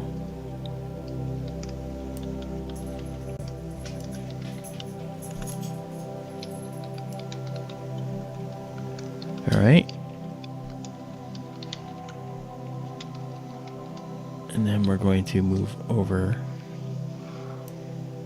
All right, right here. We're going to move a little now to the east.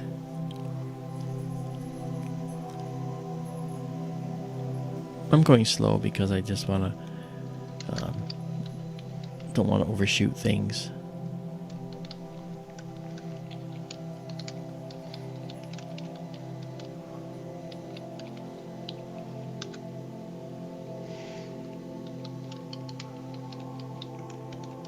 Then we'll come down. We're going to what's called the Wild Duck Cluster. And we should be able to come back here now. There it is. And we're going to go a little farther south. Keep it near the top of the screen.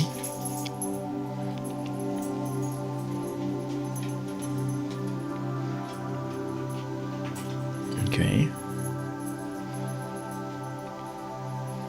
Okay. And then we're going to go west a little bit. Alright. You'll see why I'm doing this. First of all, when you see the streaks, look at all the colors. See, usually when the light of the stars are drawn out, you can see their colors better. You can't tell me where the red stars are in here. But if I do this, you certainly can see where the red stars are. Okay, watch. Okay. You know where the red stars are. That's a red star right there. And watch when it stops. You can't really tell it's a red star. Okay, but when you draw the light out, you can. And we use this technique sometimes to look at star colors. Actually, there's people that take bands of just starlight. They turn off the tracking and they take photographs. We can do that right now. If I take a photo, I'll show you right now. All right, let's set this exposure to 10 seconds. Okay, and do that. I'm going to set a 10-second exposure, and we're going to turn off the tracking. So I turn this off over here, the telescope stuff over here, and it's taking a photo. So right now, the stars are going to drift. You don't see it drifting because it's a 10-second exposure, but this is what we get. See? What object are we looking at, Mark? This is Messier 11. Oh, M11, Wild Duck Cluster. Sorry. Yeah, that's okay. I should have known when you said Scutum. That's okay. Right, and I had this on. Should have had that off because it would have showed up better. Okay, so it's still taking 10-second shots, but I'll turn off the tracking one more time here. Okay, now we'll turn it off. Now it's going to take a 10-second shot, and it'll be a little dash now that you'll see, and those dashes will be slightly different colors. There you go. Look at that. See that? That star is definitely red. That star is definitely red. These are blue. Those are hot young stars. All right. So we actually see it. There's a red star down there. Red star down there. It's brighter. We turn back on the tracking now, and instead of the telescope basically not following the stars, now it's going to follow the stars. Oh, D. Smith, I'm sorry about your internet. That stinks. Yeah. Sorry about that. Alright, let me move us over now to the west and get us back into the position I want for the longer exposure. Oh, there we go. Okay. So now, and by the way, thank you all for coming out here. Thank you, Darrow, for putting that up there. M11, the Wild Duck. I'm now going to take this shot and make it a 25-second shot. And Tilly is here to say hello. That's 35 seconds. I could do that too. But 25 seconds. Speak, Tilly. Speak. Yeah. Okay. Here's 25-second shot, and we're gonna go stack it. Just so you can see. Hi, Tilly. Where are you? There you are. Let me get rid of this. Okay. And the progress bar will show us when it gets to there. That'll be the end of 25 seconds. Oh yeah. And this will be cool. Okay. I just need to process a little bit to make it look better.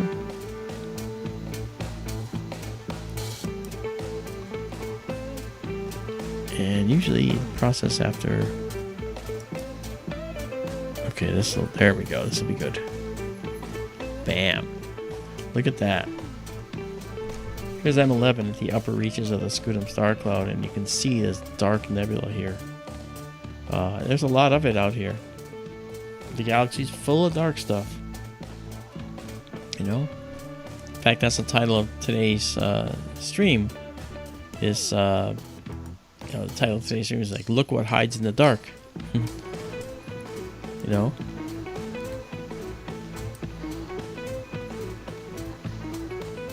Just a minute. There we go. Alright. Hey there, Papa Tom. How you doing?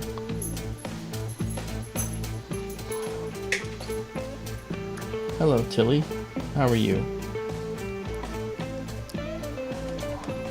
Oh, Tilly. Tilly, come here a minute. Here. Come say hi. Come up here. Come here. There you go. Look up here. There we go. There's Tilly. This is the dog, the Australian cattle dog that I'm watching right now for the next few days. That's Tilly. Say hi, Tilly. Ooh, you two me is, of course. Animals and I, we get along. She's a cutie. Yes, she is.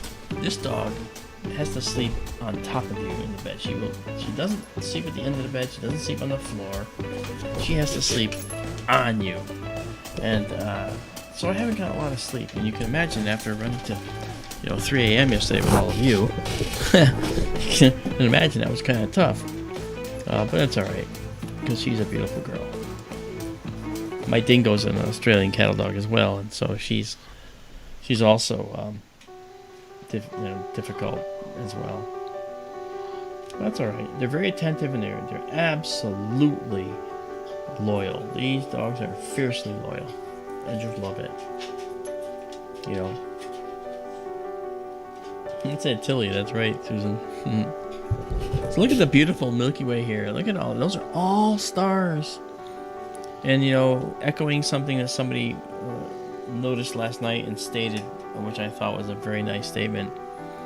It's hard to look at this and say we're the only life forms out there. I know, but there's a lot of potential Earths in our galaxy. There's a lot of them. At the low end, the estimate is 25 million. At the high end, 40 billion with a B.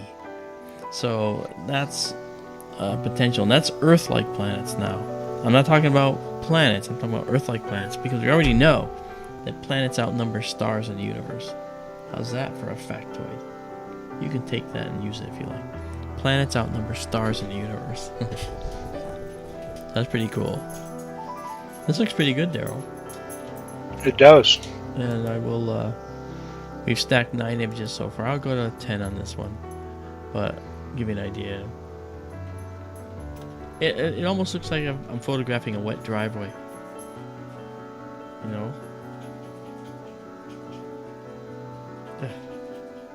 Looks like I'm photographing a wet driveway, but I'm not. So that's kind of weird, huh? Alright, we should be approaching 10 here. That's good. We'll pause it. And save it. Okay, 11.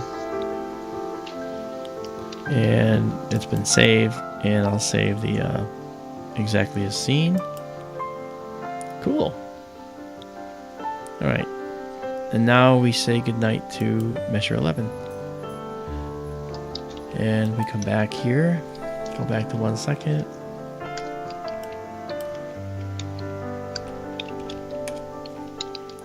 And turn on. Okay, this is gonna go. Okay. And then we come back to this and do our hyper.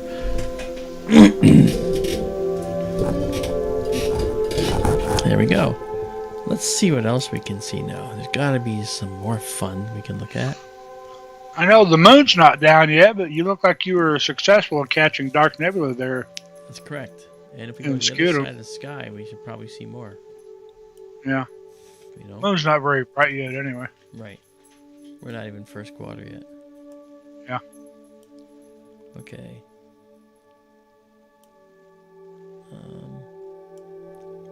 I'll tell you what. We did this yet last time. Let's go up. Let's see what's this here. Mark your music really loud in Skype. Okay, it's not loud here. I turned it down. Thank you. Sure. Okay, this is NGC 6857. It's an H2 region. What's this one here? NGC 6847. Why don't we go there? It's right near the Dumbbell Nebula where we were. Let's just check it out and go there. You'll watch the telescope. It's going to be looking that way here. Or not, maybe it's going to go back more. So here it goes. And you'll watch the telescope move. And away it goes. Yeehaw! And you can see down here, it's slewing. And it's going to find a star nearby. And which star will it be? It's Albireo. Okay, it's found Albireo. Albireo is a double star, a really beautiful double star. There it is. You can't see the double star in this particular view, but you will at some point when we use our other telescope we're planning out there that would probably show that much more beautifully. Okay, now once it's centered, it's going to zip off to this H2 region that it sees there that we've never seen. This will be the first time I've ever seen it.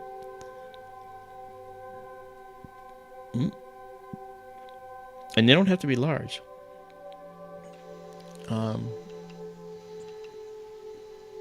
So I don't see it, but that's because it's a 1 second exposure. It might be here. We just may not see it yet.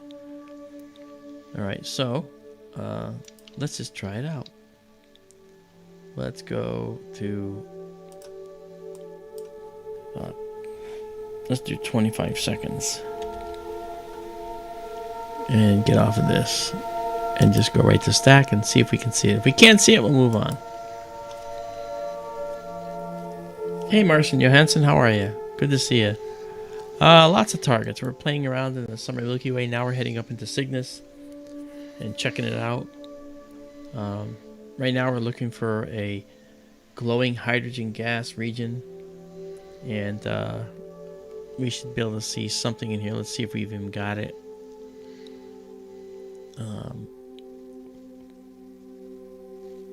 Okay, and I'm gonna give us a little more detail here.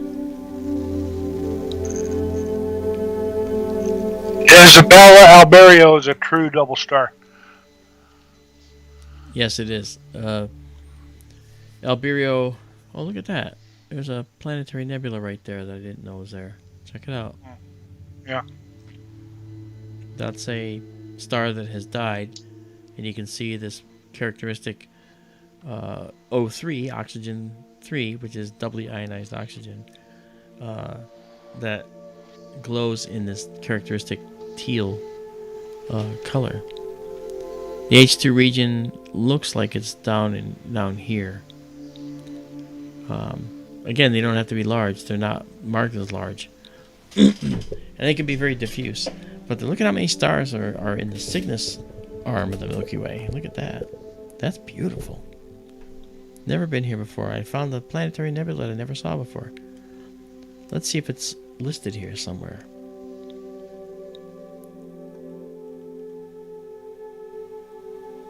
Okay.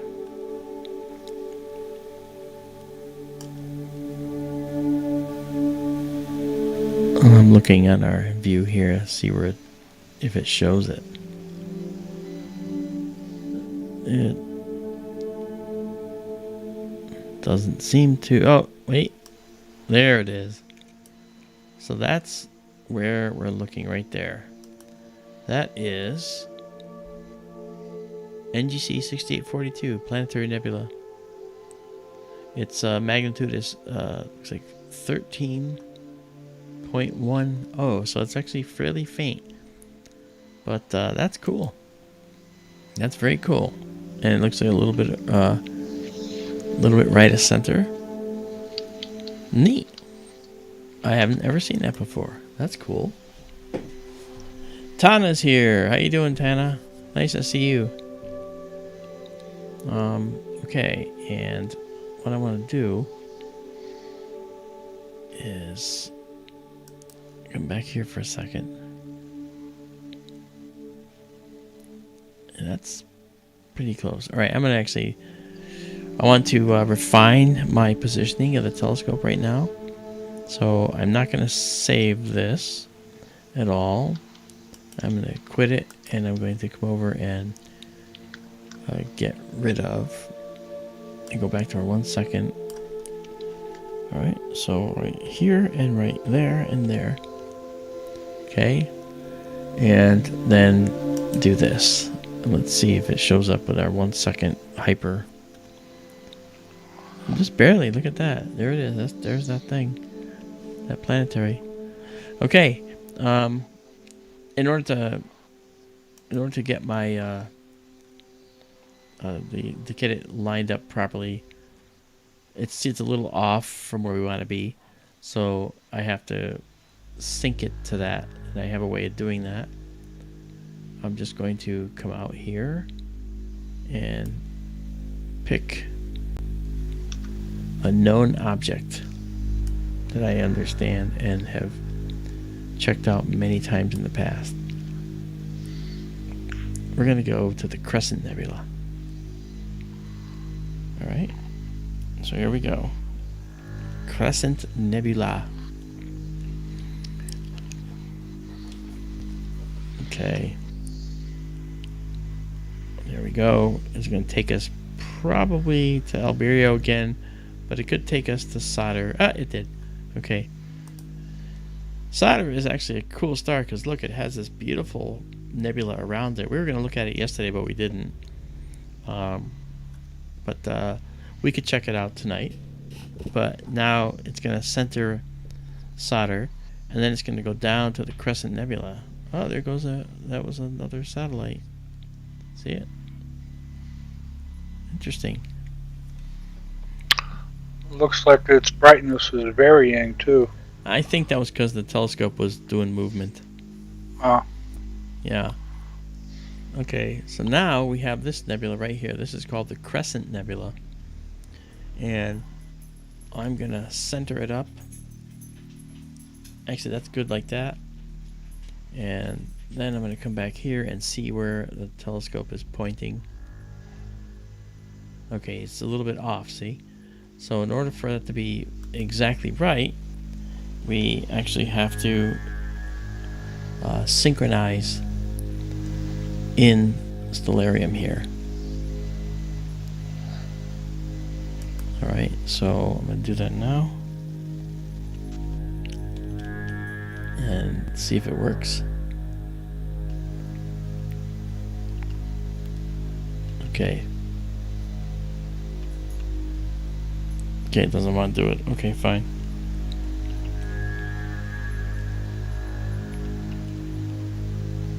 Okay, there we go.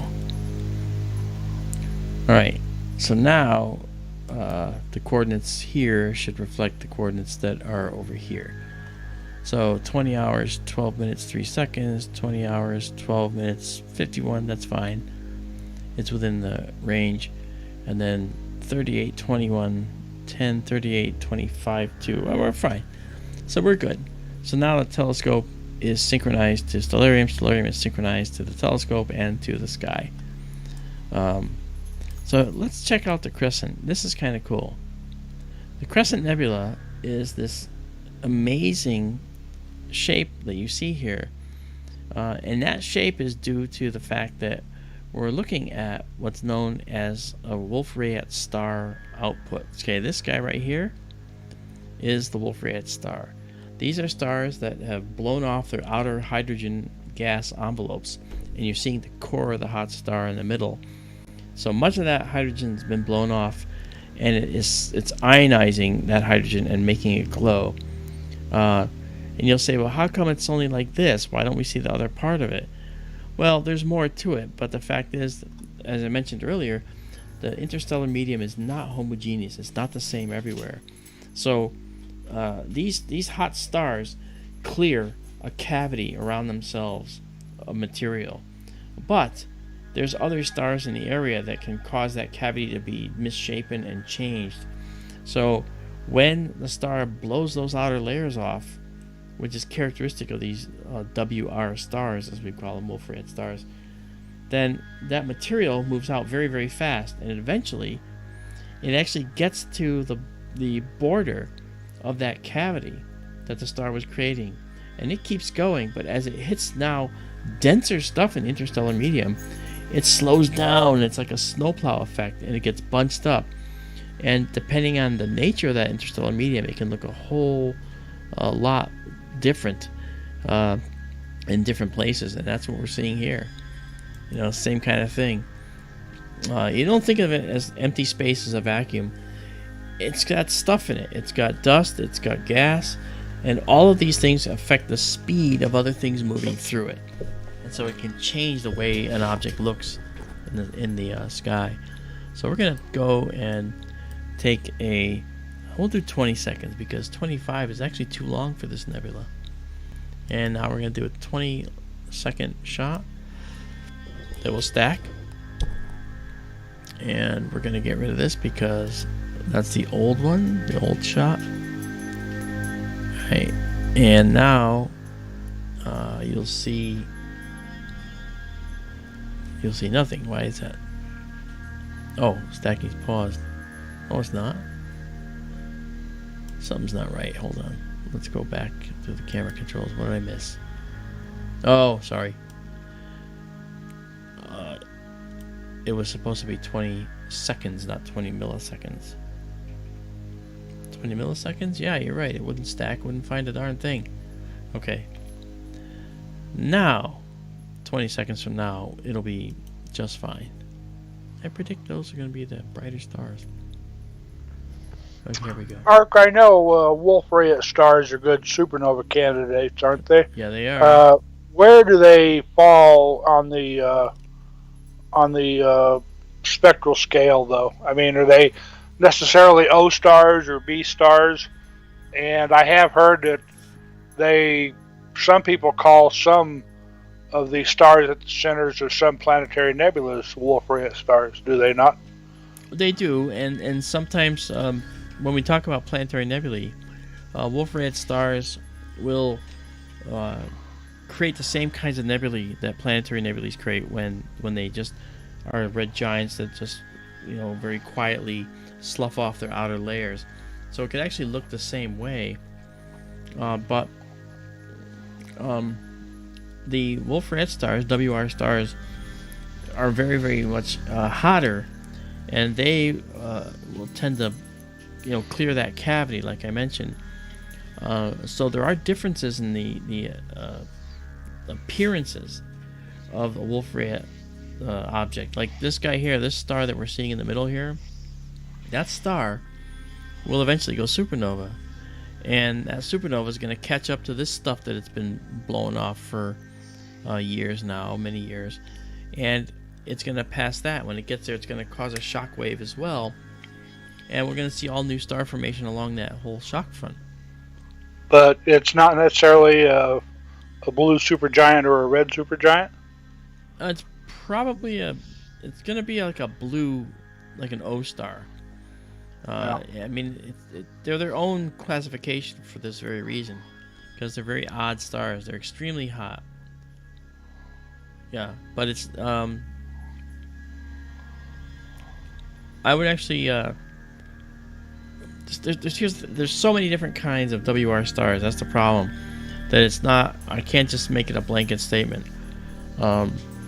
There are many different kinds of Wolf-Rayet star, and so the question is really a lot deeper than that. And but in general, they're going to be among the hottest of stars because they're going to be in that O-type temperature scale. You know what I mean?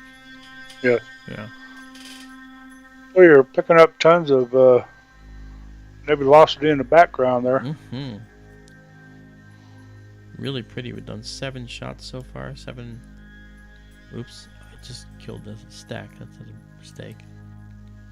Here we go. Alright. Let's bring it up bigger here.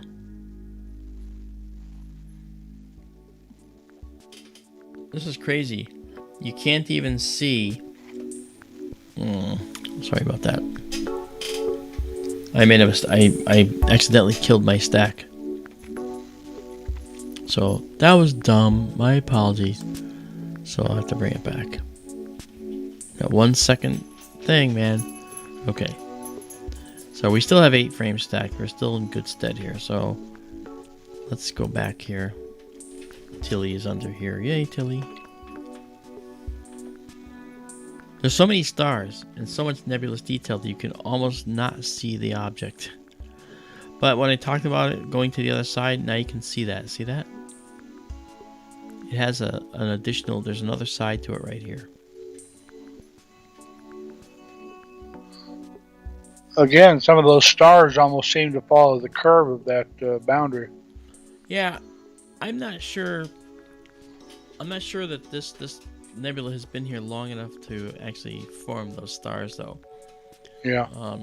Because this is Wolf-Rayet star nebulae are really kind of they're young and they're short-lived.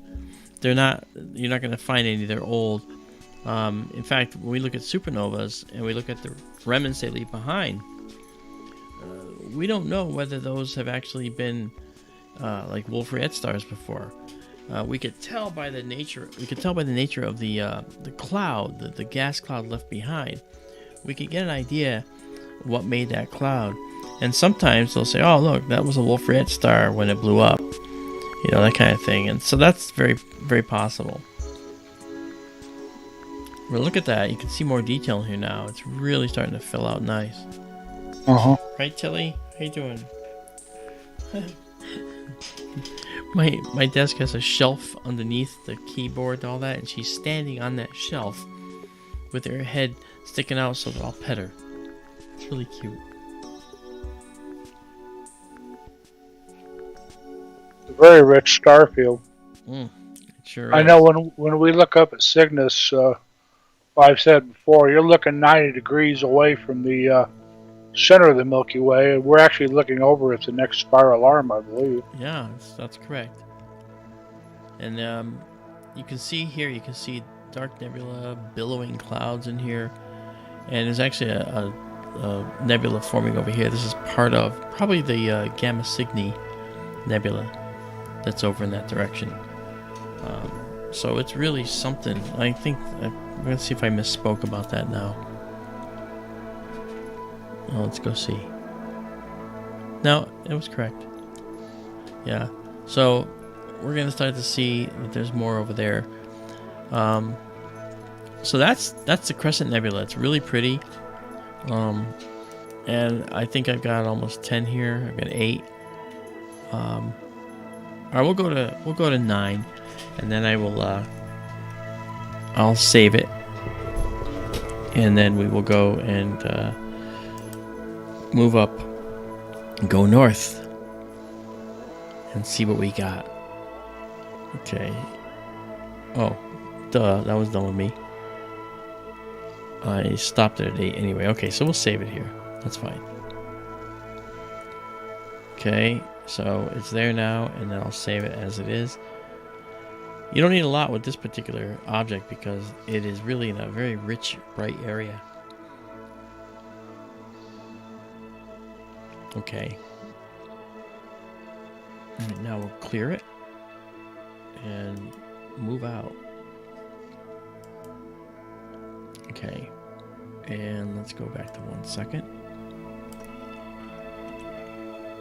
I like taking these journeys through the Milky Way.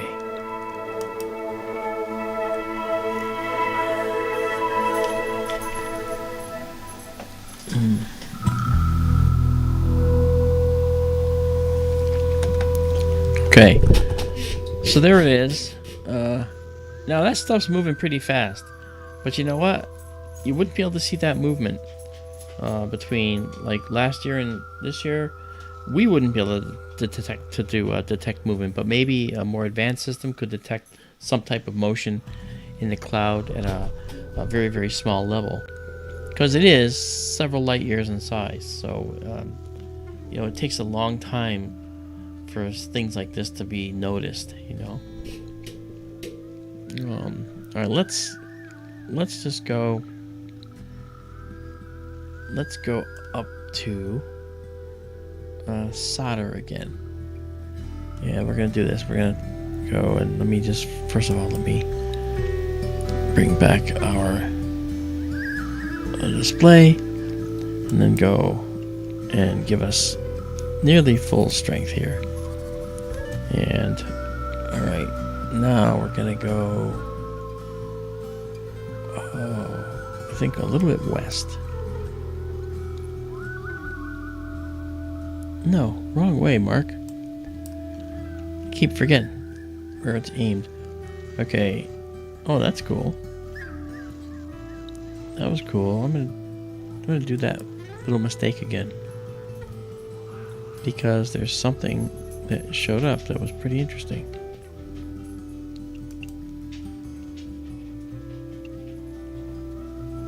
Oh, is that still the okay, that moved down here. That's what it was. Sorry. It's alright. Okay, so now what we're going to do is move ourselves to the east.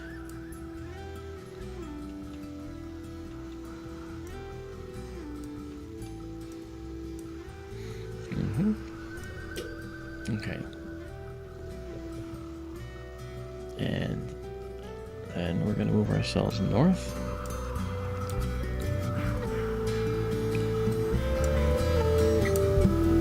Too much. I went too far. Sorry. Okay. Now we're going to slow down. Good thing we're not flying a real spacecraft, guys. Alright. Let's do a little bit of this. Now we're going to stop right about... Stop right about here. Alright. And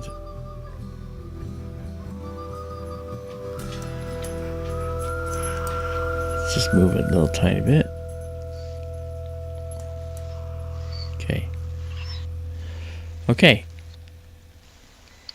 And I want to take a look at this part of the sky right here. We're going to do a quick shot here. We'll do 30 seconds. No, not 30 seconds. 25 seconds here. And then take off this hyper process and get us to looking at this guy. Tilly's getting impatient back there. She gets going. Look at that, we've already gone 2 hours. Ha ha. Not bad. Okay.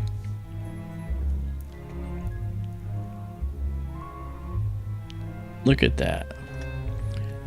This is an area of the Gamma Cygni Nebula that is just beautiful. It's got this beautiful, rich field here that's just stunning. Let me see if I've got any enhancements going here.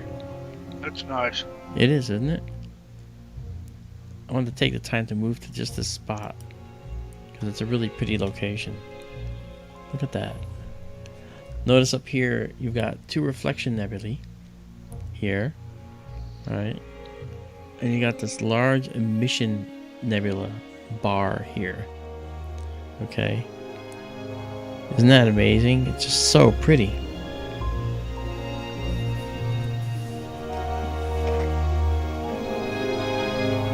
That's right, Martian. Atmospheres do protect from the ultraviolet. Case in point of where it failed is on Mars. As the atmosphere was thinned by processes that occurred on Mars, the UV radiation reached the ground, making it effectively sterile. So you can't have life on the surface of Mars right now. Not carbon-based life like us. Look at that. I think it's interesting that this is what I was trying to show you. Here's this beautiful reflection nebula, but you've got 2 stars in this nebula and 2 stars in this nebula. Isn't that crazy? That's kind of pretty. Very pretty. Yep. Again, like the Trifid nebula, when we look at the Trifid, you saw a blue reflection nebula, and then you saw that beautiful emission nebula, that red emission nebula. And we're seeing that here too.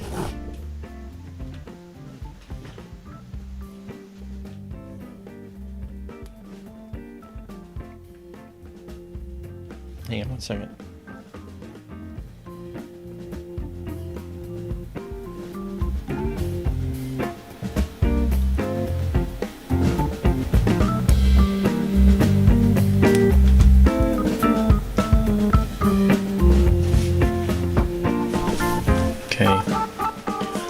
So, we're stacking this. We have approximately 6. Okay, doing a few more. And the more we do, the less noise we have in these images. It's much cleaner. Isabella Melamed in chat, you had said one time how you went to go start looking at removing noise, and you said, wow, there's hardly any noise. That's precisely because of the stacking process, and we're actually getting rid of most of the noise. The signal to noise ratio is getting better and better and better. Hey Tana, Jupiter won't look too hot in this particular scope because a couple reasons. Number one, I do have a lens error that I have to correct, so it won't focus properly. And number two, it's a wide angle view. The size of this across is over 2 degrees across, and that's like 4 full moons. So it's a big field, and then we have over 2 full moons tall. So and that's not just this. That's actually this. So Jupiter be really tiny in this right now. So yeah, we've talked about P&K Space Imaging. They do the planets and the moon much better than we do, and you know we're all partners in this foray together. So Keith and Paul and I, Bill Skywatcher, we're all in doing this together. Notice, by the way, in this long exposure, look how billowy and pillowy these now look, and also check out how our 2 reflection nebulae here are actually 3 reflection nebulae. Here's the 3rd one. See that? That wasn't immediately obvious, but now it's very obvious, right? So we have 1, 2, 3 nebula regions here. See that? I think that's pretty cool.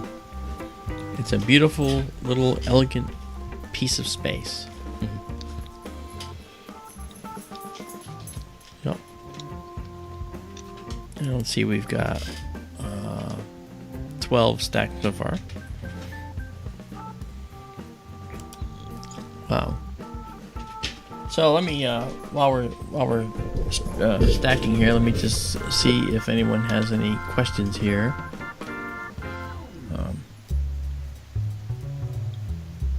Yeah.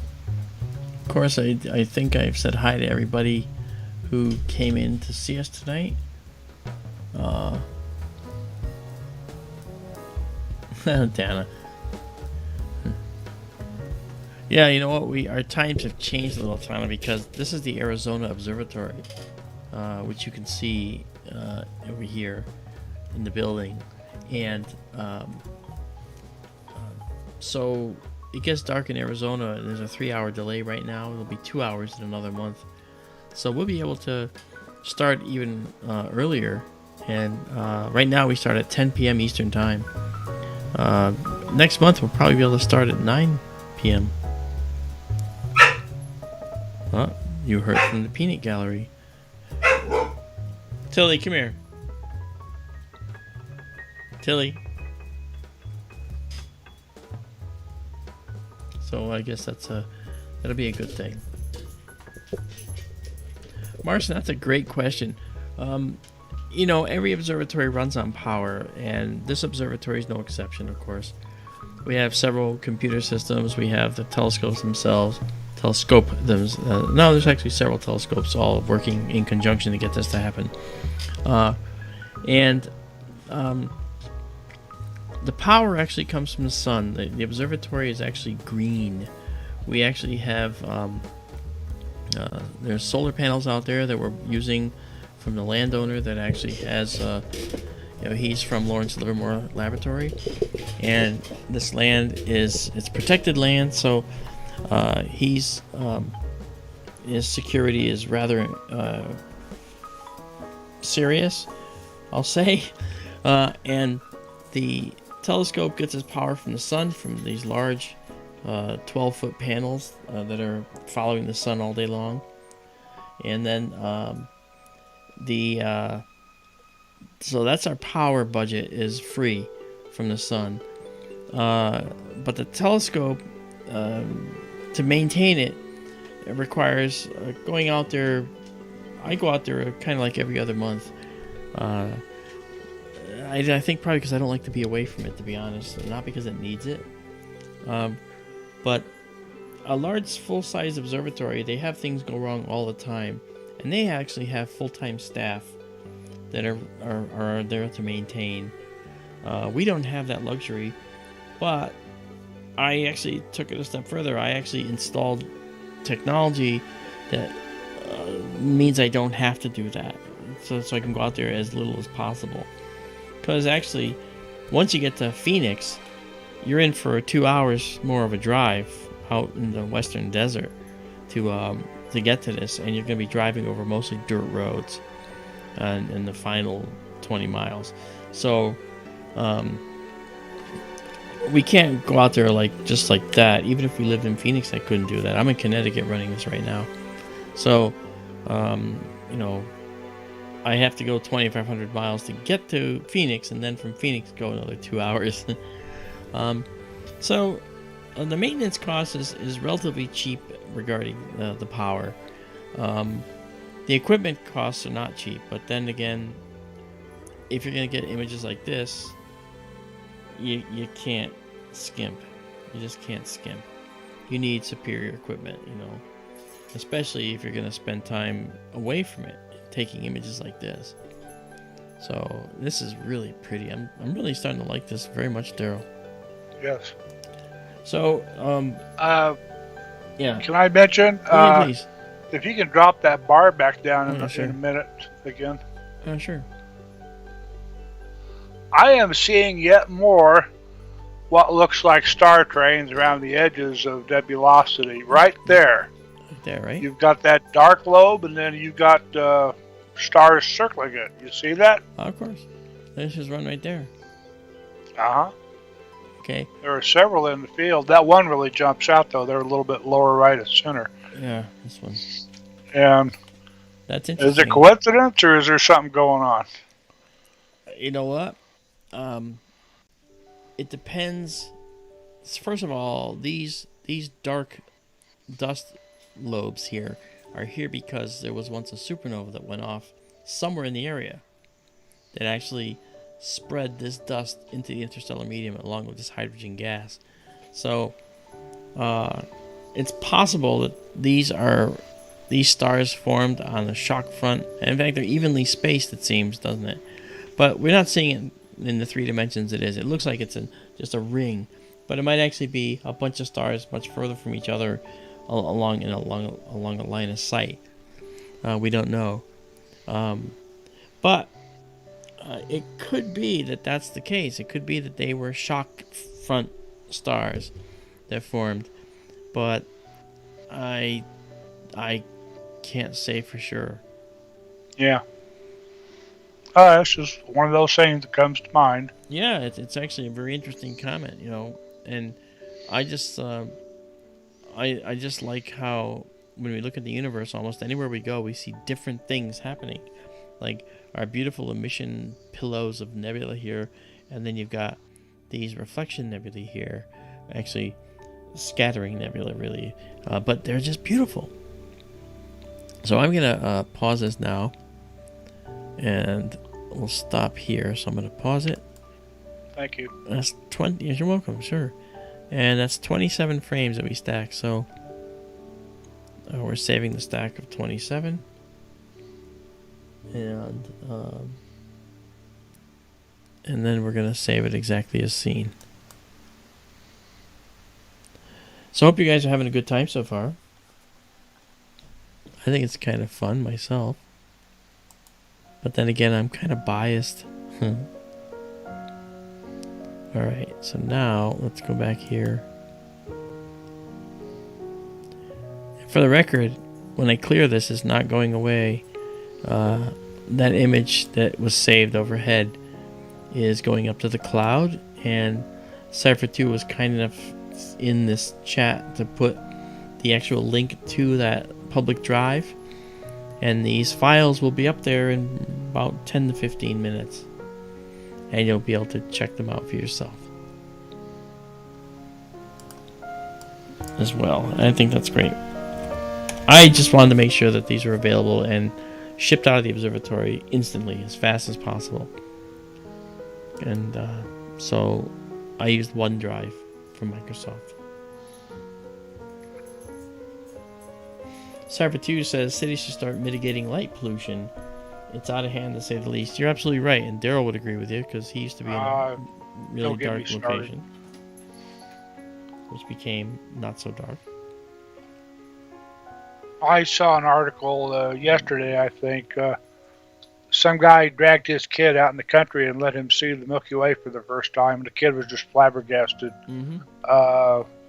It's most people nowadays have never seen the Milky Way. Yeah. And I think that is a damn shame. It is. It's gotten so bad just in my lifetime, heck, I've been in my home here 30 years now. Yeah. And I could see the Milky Way from my yard when I moved here, and I can't anymore. The light pollution has gotten so much worse in the meantime. And Colorado, dark skies once upon a time were as much a natural feature of the state as the mountains and the snow and all that happy stuff was. And it's getting to where that's no longer the case here. You have to get way, way away, far away from the cities to see a reasonably dark sky anymore. Yeah, that's true. Some people call that progress. Yeah, I don't. Actually, here in this state, the director of the observatory where I got my degree in astronomy at the university, he championed successfully measures to make Connecticut a dark sky state. So now you can't get funding for any lights for your highway projects or anything unless they are full cutoff fixtures that don't send light back up into the sky. My skies here since 2012 have actually gotten darker. Not by much, but because it's offset by the increased growth. But they've actually gotten darker.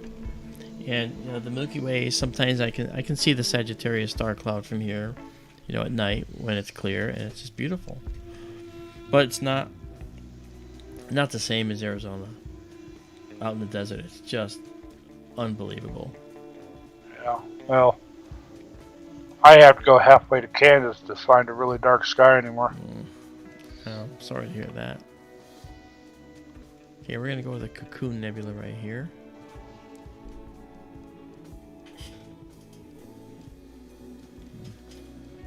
There go my stars, yeah. Huh. Martian, a full cutoff light fixture basically means it points straight down, and the lens on the bottom is flat. It does not extend below the light fixture itself. It does not allow any light to rise higher than itself.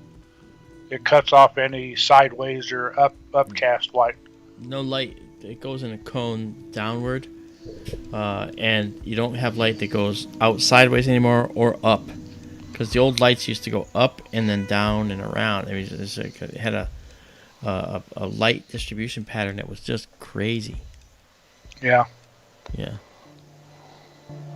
I'm sorry. Carry on. I'm going to get off my high horse here. That's not a high horse. That's a proper horse. Okay, this is a nebula called the Cocoon Nebula. It's almost straight up, as you can see.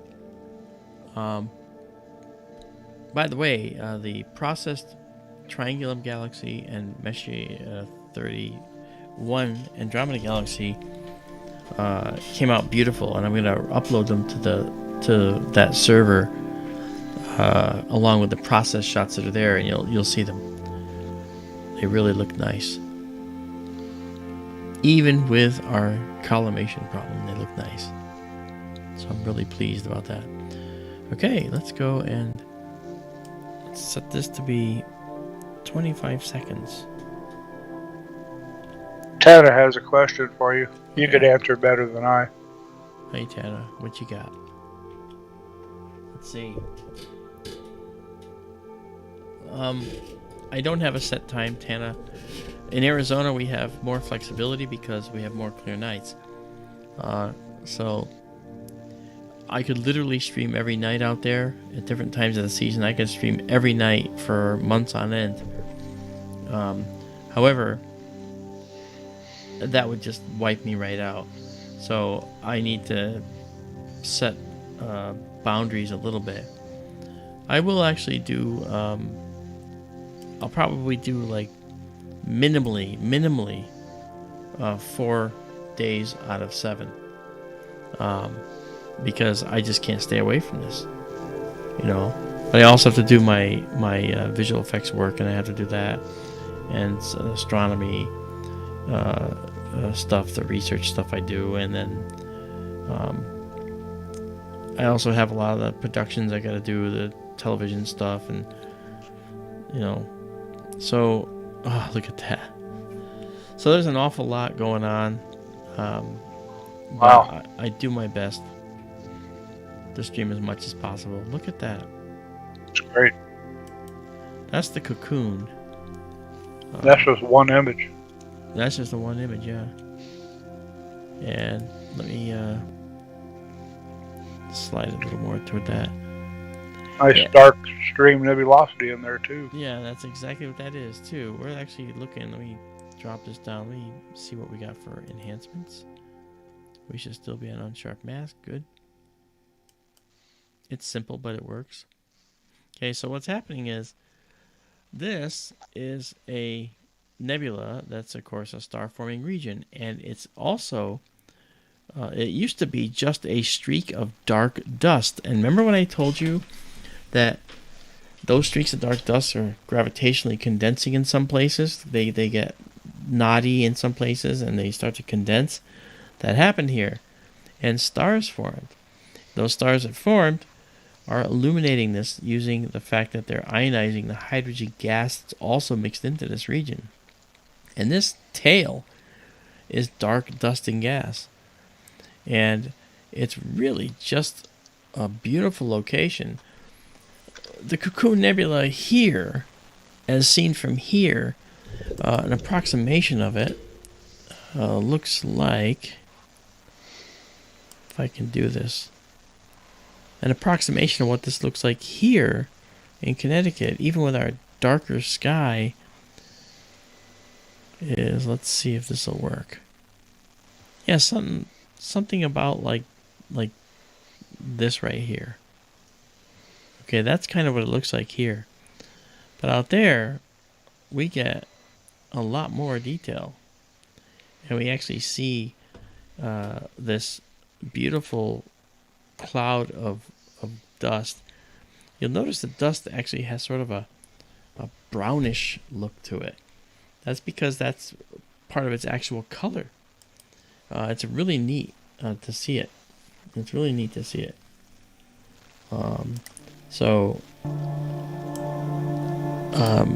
We'll just take a few more of this.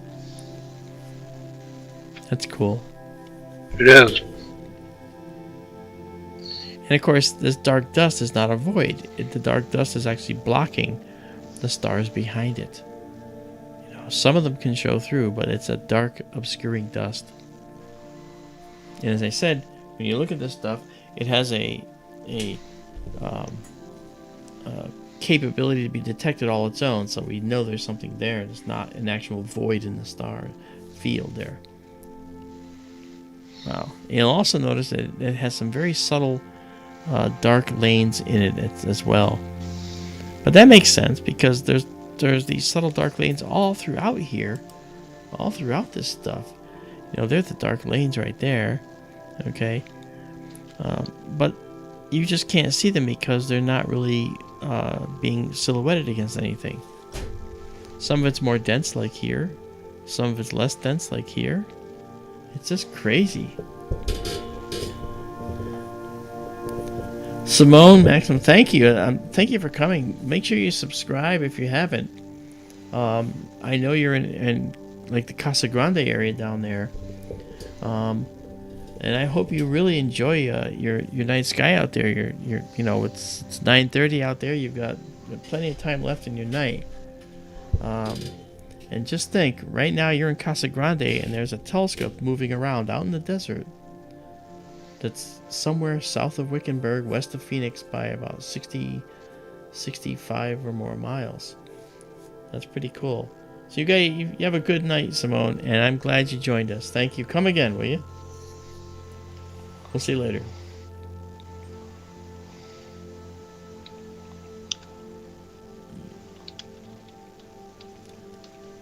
Yeah, Tana, you're kind of on the right track there. You know, can you tell the chemical components by their colors or the gas emissions?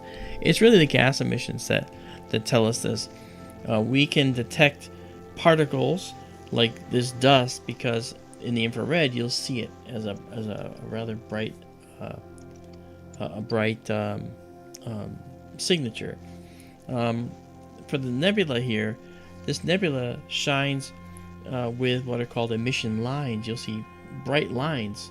It's called, otherwise known as a bright line spectrum, and it's you'll see these bright lines that are at certain places in the spectrum. Well, they're at the right place in the spectrum where you'll see the hydrogen gas emission line, and where we see it, well, that's where it is. We know where it is, and we can catalog it. We've cataloged it for years, so that's what we see there. So it's really interesting how it works, and I really think that when we look at a nebula or we look at anything, we definitely see them. We definitely see them as objects that have their own chemical components, their own chemical composition, and we can detect it by looking at the light that's coming to us. Actually, I have a unit behind me which I don't think I can reach right now, but it's just a black box looking thing. But it goes into the telescope and can tell us exactly what the nebula, for instance, is made of. It's called a spectroscopic system or a spectrometer. And it's a scientific grade spectrometer. I actually bought it from France, and it does a beautiful job. I'm thinking that in addition to other things I want to do, the telescope that you see behind me, that's the SkyTour LiveStream East telescope, that telescope is going to have the spectrometer as one of the options on it to be able to look at the night sky with it and do spectroscopic studies of things. So that'd be kind of cool. I don't know that anybody would be too excited about it, but it would be kind of cool. Daryl might be excited about it, but he's a geek. I'm sorry, I was busy typing. That's fine. Okay, so 17, we're going to stop here.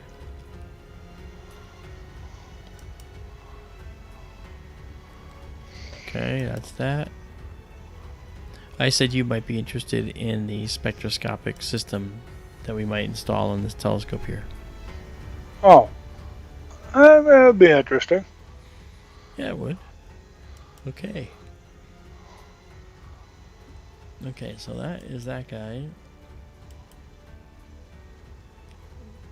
All these again are all available up. They'll be available within minutes of this, what we're doing here. So not to worry. Okay. And give us a little. All right. So that's the cocoon, and let's now see what else we've got going on.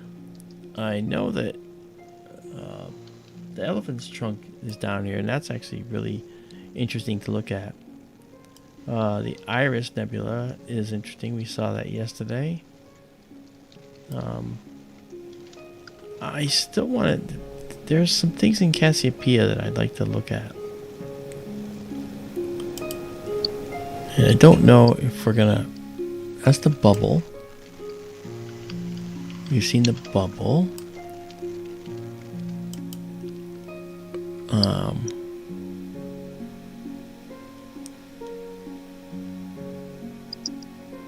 We can try this, but I don't want to get too close to the pole. Let's find out how high these are off the ground right now. What's their elevation? Yeah, 50. They're pretty high. But you know what's a favorite for everybody? You know what's a favorite for everybody.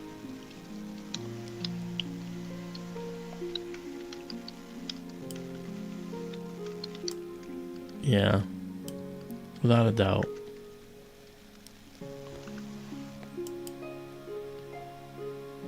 Okay. We'll go check out the Andromeda Galaxy. It's pretty high in the sky. You see the telescope is moving over.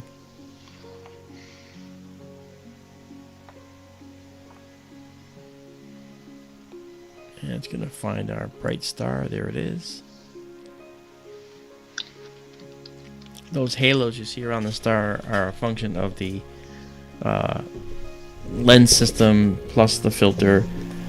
It's kind of hard to avoid those. And the two dark bars you see in the halo are actually the cables to the camera, right? That's correct, because the cameras, most cameras are on the back end of the telescope, but our camera is actually on the front of the telescope. It's a very odd thing, you know. Okay, we did a high precision find of the Andromeda Galaxy, and there it is, and it's really pretty.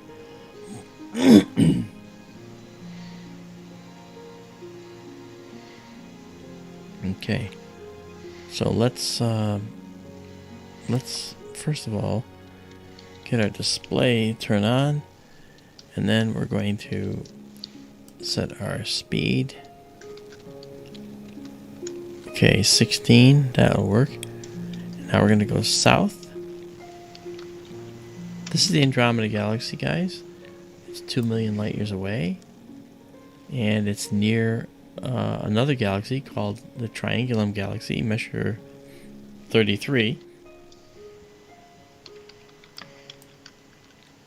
But tonight, we're going to image this guy just briefly to show you what it looks like, because I think you'll appreciate it.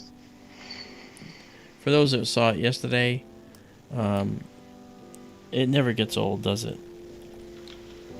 It's just, it's hard to look at this and not realize that not think that you're looking at other life forms out there. So here we go. We're going to do this. We're going to go into our live stack, and we're going to clear this. This is the cocoon. That's the previous buffer. We're going to zero that out, and you'll see down the lower right there, our progress bar is moving toward being finished with the exposure, and then up there we get to see our Andromeda Galaxy. Are you ready? Here it comes. Ah, look at that. Wow. Now that's a beautiful galaxy. Look at that, guys. So these are companion galaxies to it, right? And this is the Andromeda Galaxy. And it's not the whole galaxy. It keeps going off the page up there and off the page down here. You know? So it's pretty cool.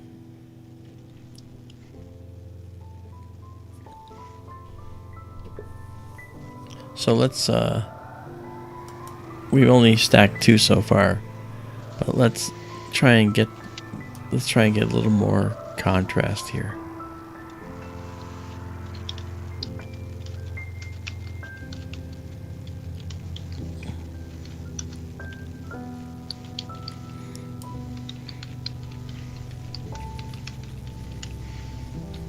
Okay, that looks like it might work.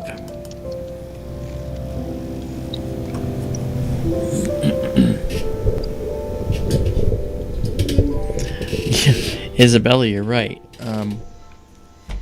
Isabella says that she was watching old streams of STLS, SkyTour LiveStream from 2017, and Andromeda that we imaged then is nothing like what we're seeing now.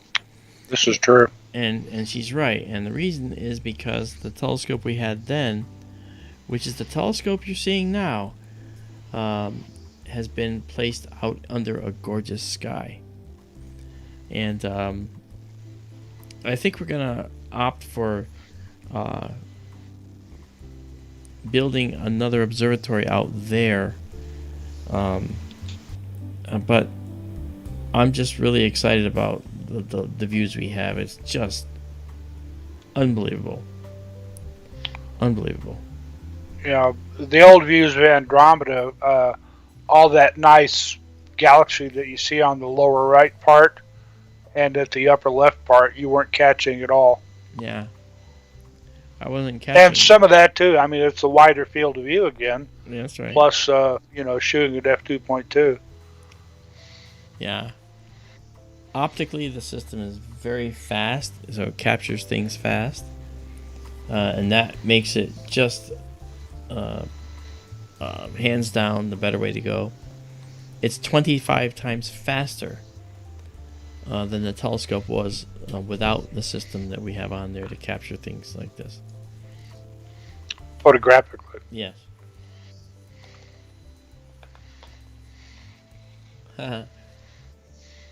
If I knew what we have now, back in 2017, I would feel like I just want to get to 2021 quickly. No, go now, go now. I don't want to wait. I don't want to wait. Mommy, I'd stomp my feet, you know, that kind of thing. It's really cool.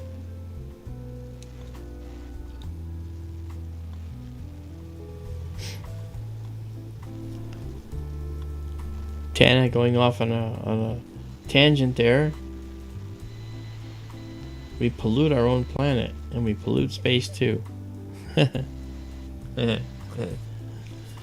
That's funny. You're right. We do pollute. We have literally in the sphere around the Earth. Oh, sorry. First yawn. In the sphere around the Earth, we actually have about 1 million objects. Of those, about 4,800 or so, maybe 4,300, are active satellites, and the rest are just pieces of space debris, dropped tools that astronauts dropped, collision debris where satellites may have collided. That's happened in the past. Believe it or not, it's actually quite rare. But you know, it's just crazy. And over time, you can imagine a time where it would be unsafe to leave the Earth's surface to go into space because there's too many objects up there, not all of which we could track. Some say that time is coming. Some Yeah. say it's soon. Yeah, I know. We Yeah, may Ray, be earthbound it is again, beautiful, Ray.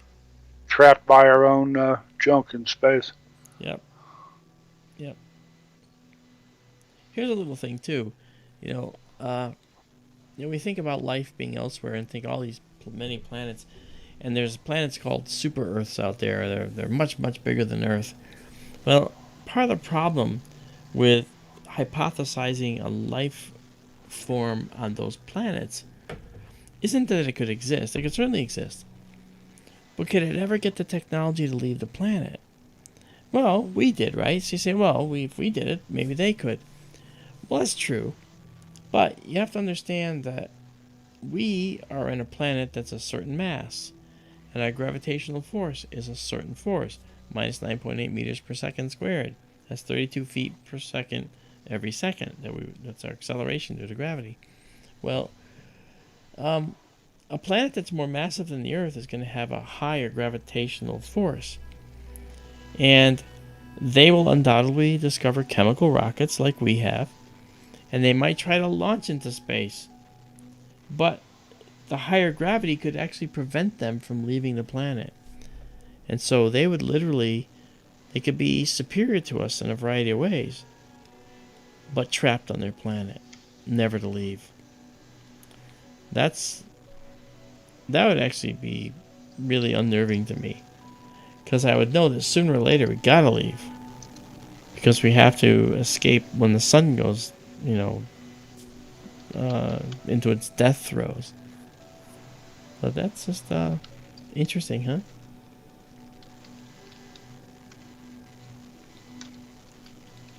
So there's the Andromeda Galaxy. That's only 16. We'll pause this here. And we'll save it anyway.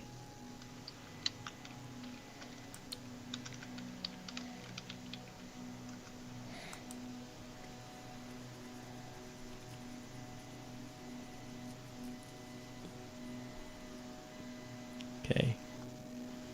We'll clear that. And set us up for a 1 second shot again.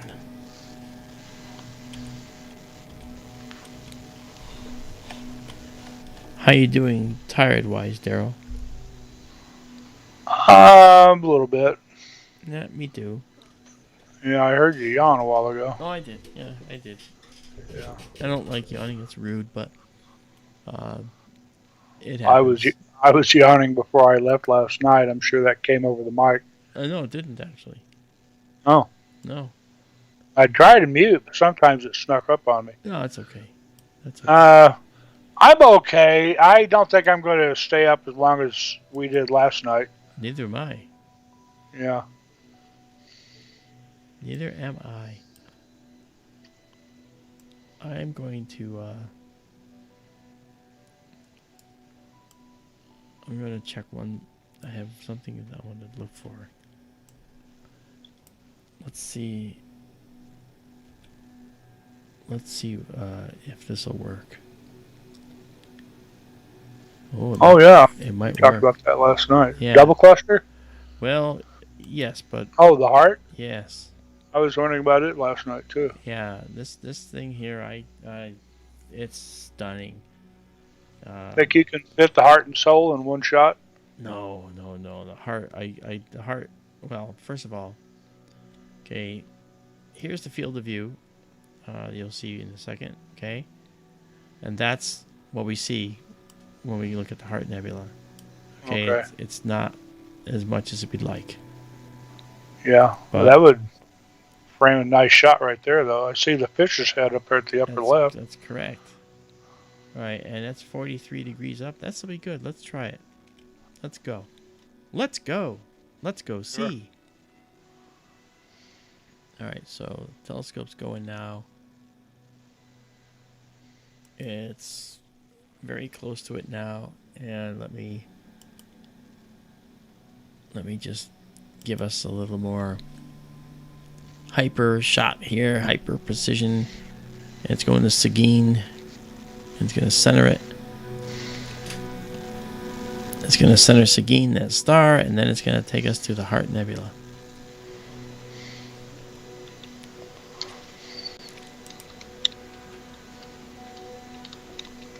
And the Heart is a beautiful nebula. I can tell you right now.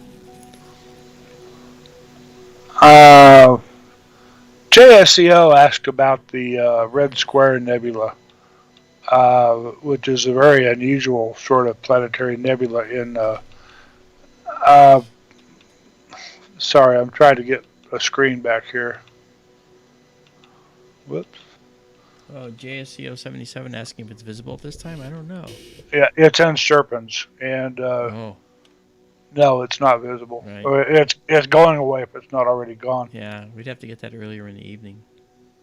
And the red square, that's a Hubble object, and I suspect that's a very high magnification view. Yeah. Even if Mark could, get it, it may not look like much in a low power wide field scope. I think you're right. Yeah. Okay. It's a very strange nebula. Okay, let's do something here that's really interesting. This is the Heart Nebula. Now you see some nebulous detail. Okay, this here is called the fish head up here, and this is the Heart Nebula. It's kind of like this. It actually looks like a little heart, right? But I want you to see what a longer exposure looks like of this little beauty. This is probably one of the finest nebulae in the sky, arguably. So we're gonna do a 25-second shot, live stacked. I was thinking I was tired, and as soon as I came up with this thought, it's like, oh, I gotta do this. I realized I'm not tired. I gotta look at this. And while we're there, we're gonna do the double cluster after this, or the Soul Nebula. It's like I don't want to stop now. Here we go again, folks. Check this out. Okay. This is just a beautiful nebula. Look at that. Oh. Oh, wow. Yeah. Oh, wow. Is this the first time for the Heart in the F2.2? No. I actually did it before. Huh. And it looks like I can probably work with the focus a little bit. Yeah, I was going to say. Let's see. I noticed when you had your focuser control up on screen early in the stream tonight, it looked like you can save some of your favorite settings, like for early in the evening versus later in the evening. That's exactly right. Yes. And that's what I did. So I'm going to let me get out of the live stack for now. We'll be back. Don't worry. And then we're going to come by here and do this. Okay. And then we're going to do this. We're going to increase the size a little bit. Again, without the collimation, it's a problem. Hey, Raymond, thank you. Thank you so much. And then now we're going to try and reduce the size here. I'm going to go to this guy and see if that's worse or better. If it's worse, then we'll just go back to the other guy and then move to a different one. Oh, look at that. Not worse. Uh-huh. See, that's later in the night. That's a later in the night shot. Later in the night focus. That's actually pretty good. How about that? I have to write that down. I did. You already did. It's right there. Yeah. It's already stored there. Okay, so now let's go back to our live stack. Well, first we gotta set the exposure time again. Wait till you see this thing in its full glory. It's really beautiful. In fact, let's do 25 seconds like we thought, and get rid of this guy.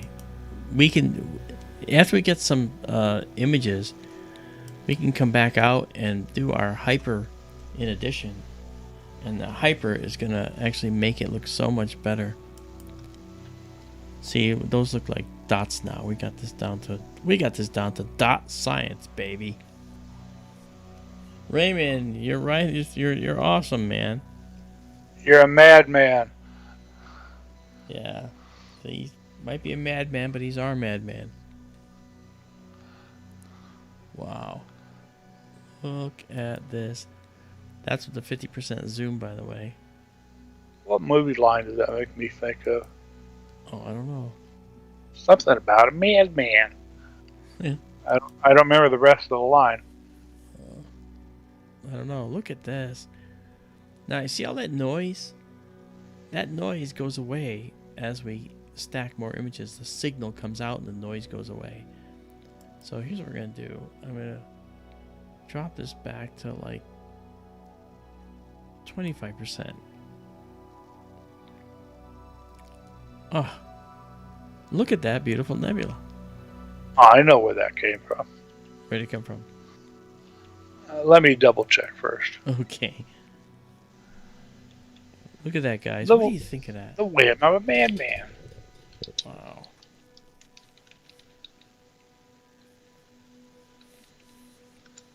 Raymond, this is beautiful. Thank you. It was Dennis Hopper in the movie.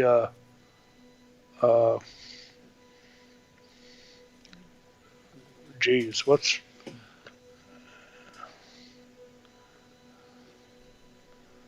Come on. Oh, It's also a song. Yeah, the movie Speed.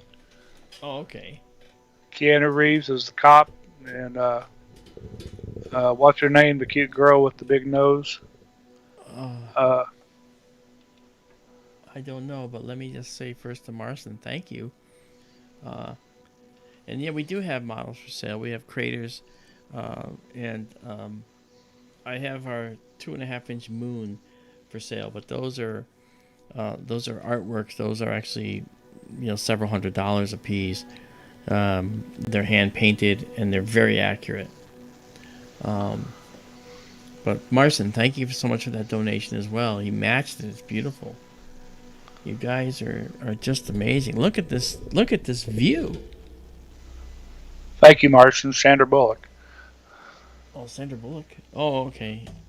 Cute girl with a big nose. Well, it's not a big nose. It's kind of a pointy, maybe. Oh, she's very cute. That was the movie that made her a star. Wow. Yeah, Dennis Hopper was the old retired cop with the bombs. Yeah. Oh, yeah. And I forget the scene, but it was something about the whim of a madman. Is that the movie that had the ice pick in the ear? I don't remember. Okay. Notice the noise is getting less and less now, guys. We've stacked 8 frames. You can see that down here. And this is just a beautiful nebula. Look at, here's a bright, hot young cluster in the middle. In part responsible for causing this hydrogen gas to glow. Several light years away, it still can reach it because it's very, very hot young stars, so their combined radiation can cause that. Just phenomenal. Here's the fish head up here. Why is it called a fish head? I don't know. Does it look like a fish head to you? Yeah, that dark line, that's his gill. This or this? The one going up and down, that's a fish lips over on the right. Oh. So that's a gill? Yeah, that's the gill plate, whatever they call it, you know. Okay. His head is on the right, and that line delineates the head from the body, where the gills are, and probably that dark part there toward the lower right is its eye, and then the bright parts over on the far right are the fish lips. Oh, I see it now. So these are the lips. Yeah. Okay. Gotcha. So the eye would be over here somewhere. I think that dark This? area right there is the eye. It's like it's upside down. Yeah, okay. And then up at the top, just past what I call the gill, there's a little lighter area sticking up, and that's like the fish's, whatchamacallit, front fins are. Dorsal fin? No, the dorsal's the one on the back. That's the one that'd be like if the fish had legs. Okay. That'd be his front legs. Okay. Susan, that question you just asked us is fascinating, and to give it the time it needs would require more time than we have left. But she asked the question, tell us about dark energy and how it affects what we're seeing. It's not so much dark energy that's in play here, but dark matter.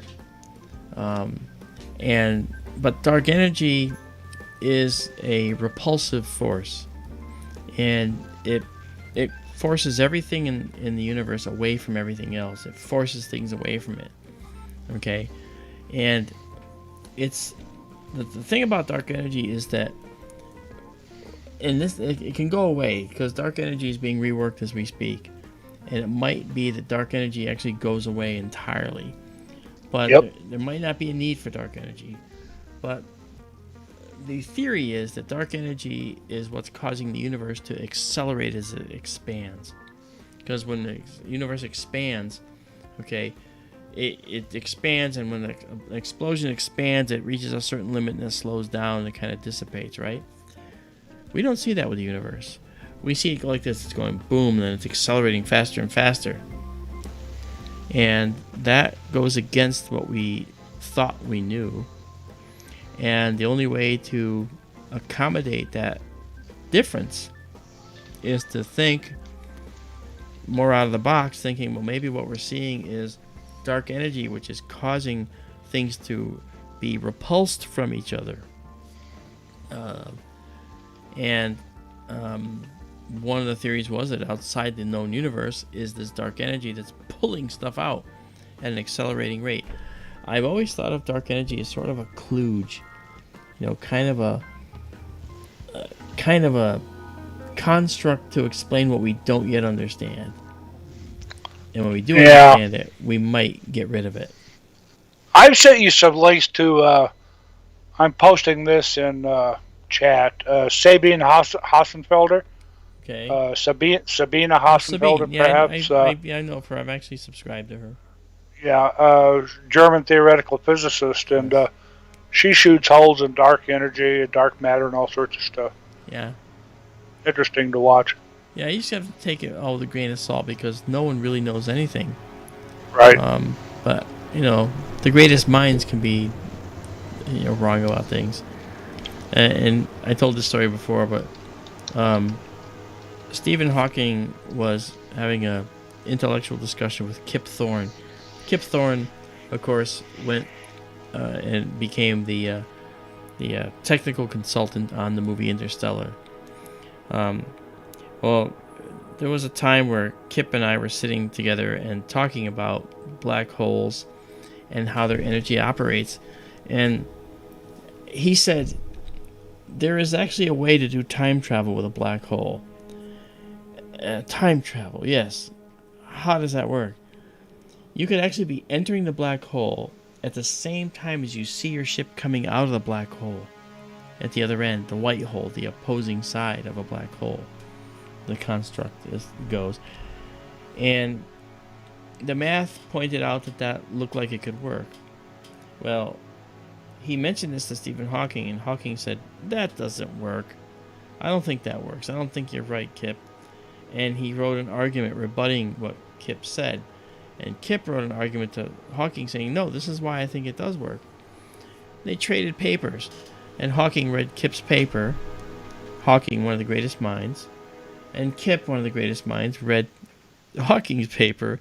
And Kip said, oh, Stephen, you're right. It doesn't work.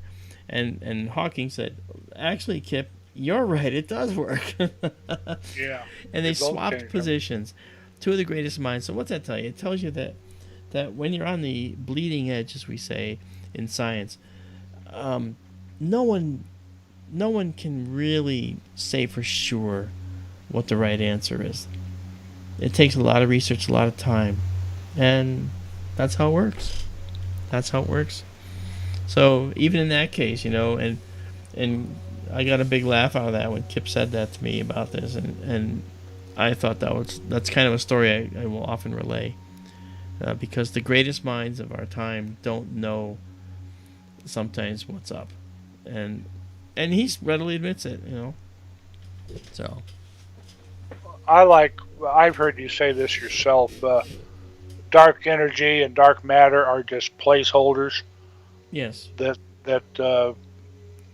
they don't know what is really going on, and what they're looking for are just explanations. And in the meantime, quote unquote, dark energy and dark matter are just placeholders. I have said until that. They can really figure it out. Right, and here's why I said that. Okay, for this I'm going to just show you my background so that nothing gets clipped here. Okay, this is a piece of paper. Let's pretend it's a galaxy. Okay, and if I want to really pretend it's a galaxy, I guess I can draw. No, I can't, because that one doesn't work. I can't draw, but this one will work. I can draw a nucleus with some spiral arms, and I'll show it to you in a second here. Okay. So this will be a galaxy. So here's the galaxy right here. Now, when we look at galaxies, we know that they're rotating, okay? However, when we look at the way they rotate, if you look at the spiral arms, they're swept out, aren't they?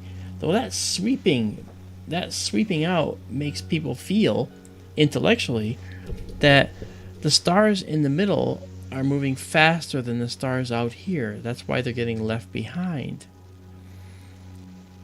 It turns out that when we look at a galaxy, we don't see that, because if the stars were, if it was winding up like this, then these stars and these arms over time, you see, would all end up winding up, and they would be very, very tight. Every galaxy would be a tightly wound spiral. That's a spiral. And we don't see that. What it really is that they actually rotate kind of like this, like a rigid body. The stars out here are moving much faster than the stars in here, okay, to keep up. And there's a difference in speed, and there is a little bit of difference, but not a whole lot. Over 13.8 billion years, there's enough to just sort of drag it out a little bit, but not a whole lot. So what does that mean? It means that galaxies spin like a rigid body almost. And how could they possibly do that when we look at Mercury, closest to the sun, ripping around the sun in 88 days, and Pluto taking its leisurely time over 270 years to go around our sun? Shouldn't galaxies work the same way, where the closest stars to the center of the galaxy should be ripping around the galaxy center, and the farthest stars should be going a lot slower? You said yourself last night, Mark, that when we were talking about density waves, yes, that the same stars aren't in the same spiral arms all the time. Yeah, that's exactly right. And so what we're saying is, the reason that we have this rigid disk rotation is because of the concept, has been stated to be a consequence of dark matter. The galaxy is enveloped with dark matter on either side, all the way around it, forming a halo in effect around it. so that everything that's rotating within this galaxy is rotating like a rigid body, because the dark matter has its own gravity and is actually kind of helping keep this galactic body as a rigid disk. And that actually isn't really that bad of a theory. Dark energy is more of a kludge than dark matter. Also keep in mind that when we look at galaxies, and I mentioned this is what Daryl's alluding to, we say, well, why do galaxies have these spiral arms? What are they? Well, these spiral arms are actually parking lot, traffic jams. Okay, they're actually traffic jams. There are areas where there's areas where stars are forming in here. These are the areas where stars form, and the reason is because as the galaxy formed, there were these locations that had knots of material. These knots of material ended up being distributed relatively evenly. They ended up basically knotting up and forming these long arms because of the fact that they're gravitational concentrations, but they're traffic jams. Stars come through, and as they get closer, the gravitational force within these arms can slow them down, and so as stars go around the galaxy like this, and in spite of the galaxy's rotation, stars are going around at their own rate. Okay, their own rate. The galaxy's arms are more like standing waves in a galaxy, or another way to look at it is that they're like a resonant wave, and that means that when you see a spiral arm, as the stars approach the spiral arm, the material in that spiral arm will hold the star from accelerating too fast because they have their own gravity. So the star slows down, kind of gets stuck in there, but it eventually passes through, just like a traffic jam on the highway. When you see it from the helicopter, I did this thing yesterday, and from here we're looking at the highway. Well, when you look down at the highway, you actually see that a red car comes into the traffic jam, slows way down, and then finally gets through and speeds up and leaves. But the traffic jam's still there because new cars are coming in. And that's what Daryl was saying when we said that in cases like this, the same stars are not in the spiral arms at all times. Okay, but because they slow down and because gas is compressed in there, new stars form in there all the time, and then their mutual gravity moves them around and gets them out and propels them out. So it is a very interesting concept, and it's not the easiest one to really understand or show. So that's why I drew a picture. So you draw good bugs. I draw. Well, it kind of looks like a pinwheel.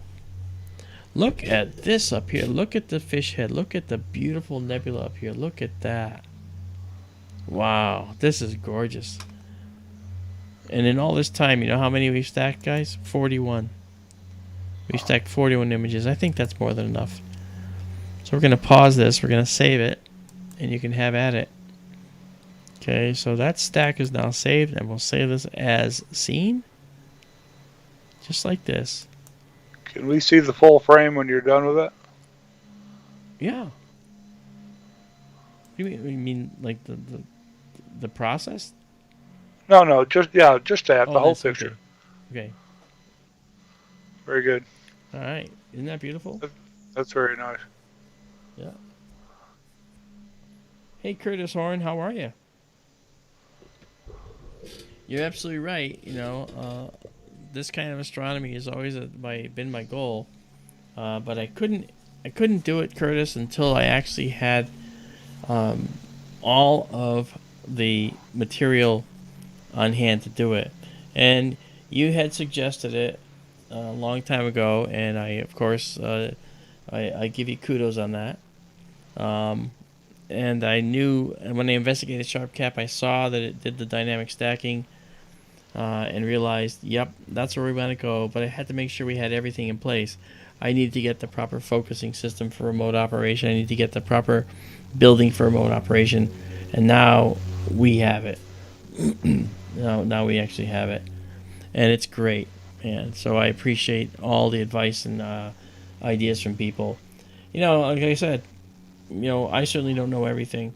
And when I was starting out in the remote astronomy arena, I'm an astronomer, but you know what I'm not? I wasn't a telescope guy at the beginning. I didn't understand a lot of the interplay and how it's called ASCOM, how the ASCOM system works with different applications and how you can send multiple things to the same COM port and have them work.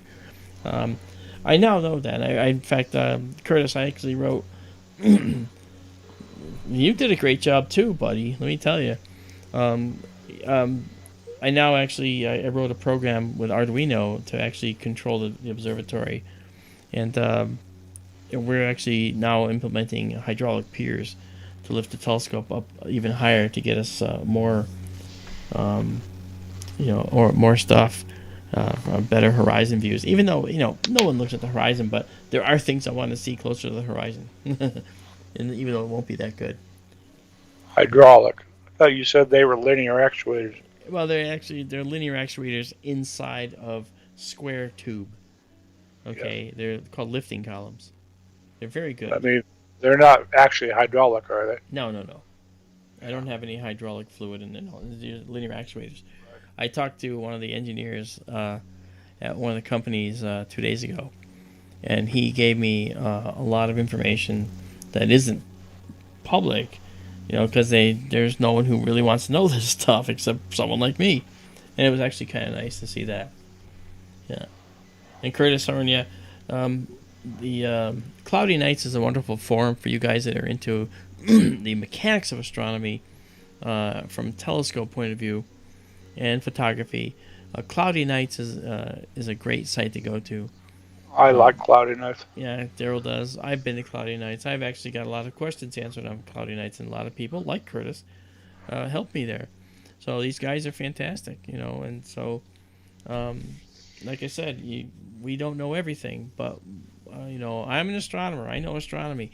But when it comes to actually the mechanics of getting my astronomy remoted like this, I needed people like Curtis. I needed other people to help me find my way, along with Daryl even, who actually helped me with that stuff. So it takes a village, to bring this up. And I've said it many times, SkyTour LiveStream went from I to we years and years ago. So, and that's so I always give credit where credit is due. You won't catch me trying to take credit for someone else's suggestions or work, and you are a mechanic, Daryl, and a good one. So this is the Heart Nebula, guys, and I just love it. And I think I stopped stacking here. I stopped stacking at 41 frames as we've been talking all this time. Very cool.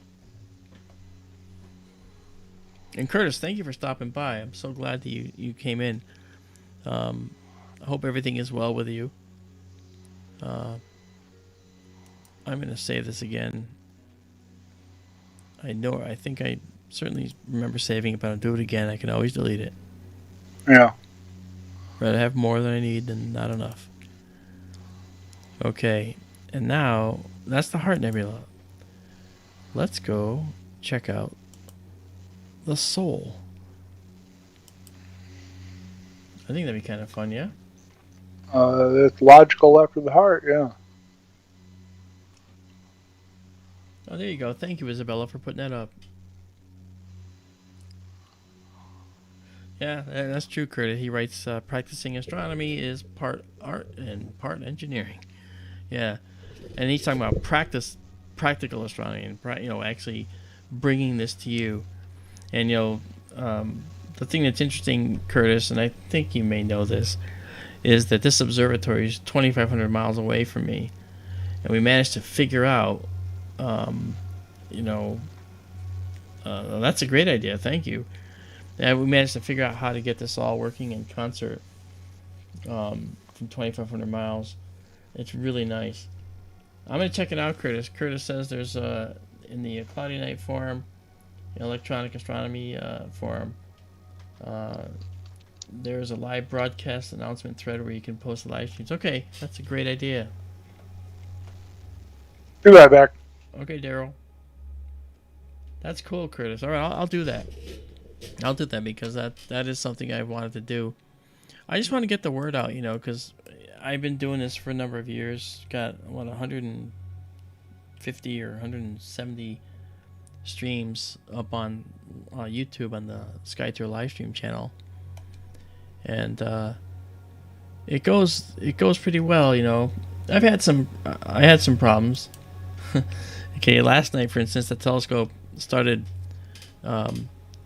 just moving in right ascension all by itself, and I had to actually go shut it down. And then, of course, I have plate solving on here now, so I was able to actually just figure out where it was in the sky and then sync to that. All these little things. Hey, Dean Bostador, how are you doing? Wondering about transient lunar phenomena. Actually, okay, thank you very much, Curtis. Relativist, thank you. Transient lunar phenomena. There was a as many of you know, I do a lot of television, and I did NASA's Unexplained Files, What on Earth. The proof is out there currently, and our thing on Discovery Plus is called Alien Invasion Hudson Valley. It's a 2-hour documentary, and I found that there was one show I participated in that they asked me to be the image analyst for, and they didn't let me see the photos. They got there at 9 in the morning. They got here, actually, at 9 in the morning, this very room. Okay. And they didn't have the photos ready for me to analyze until 10 p.m. that night. And they arrived at 9 a.m. It was a very, very difficult day for me. Because, now they weren't getting my work for nothing, for sure. But they weren't forthcoming in getting me these pieces, these photos they wanted me to analyze.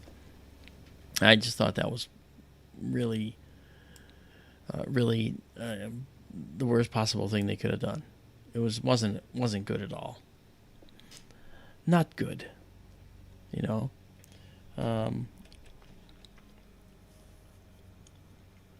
Let's see.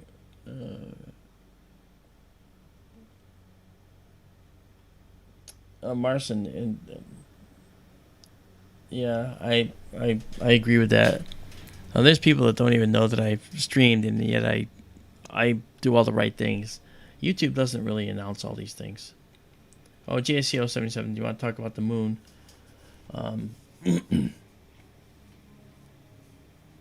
What would you like to know about the moon? Actually, why don't you open up a vein of questioning, and I'll go down that path for you.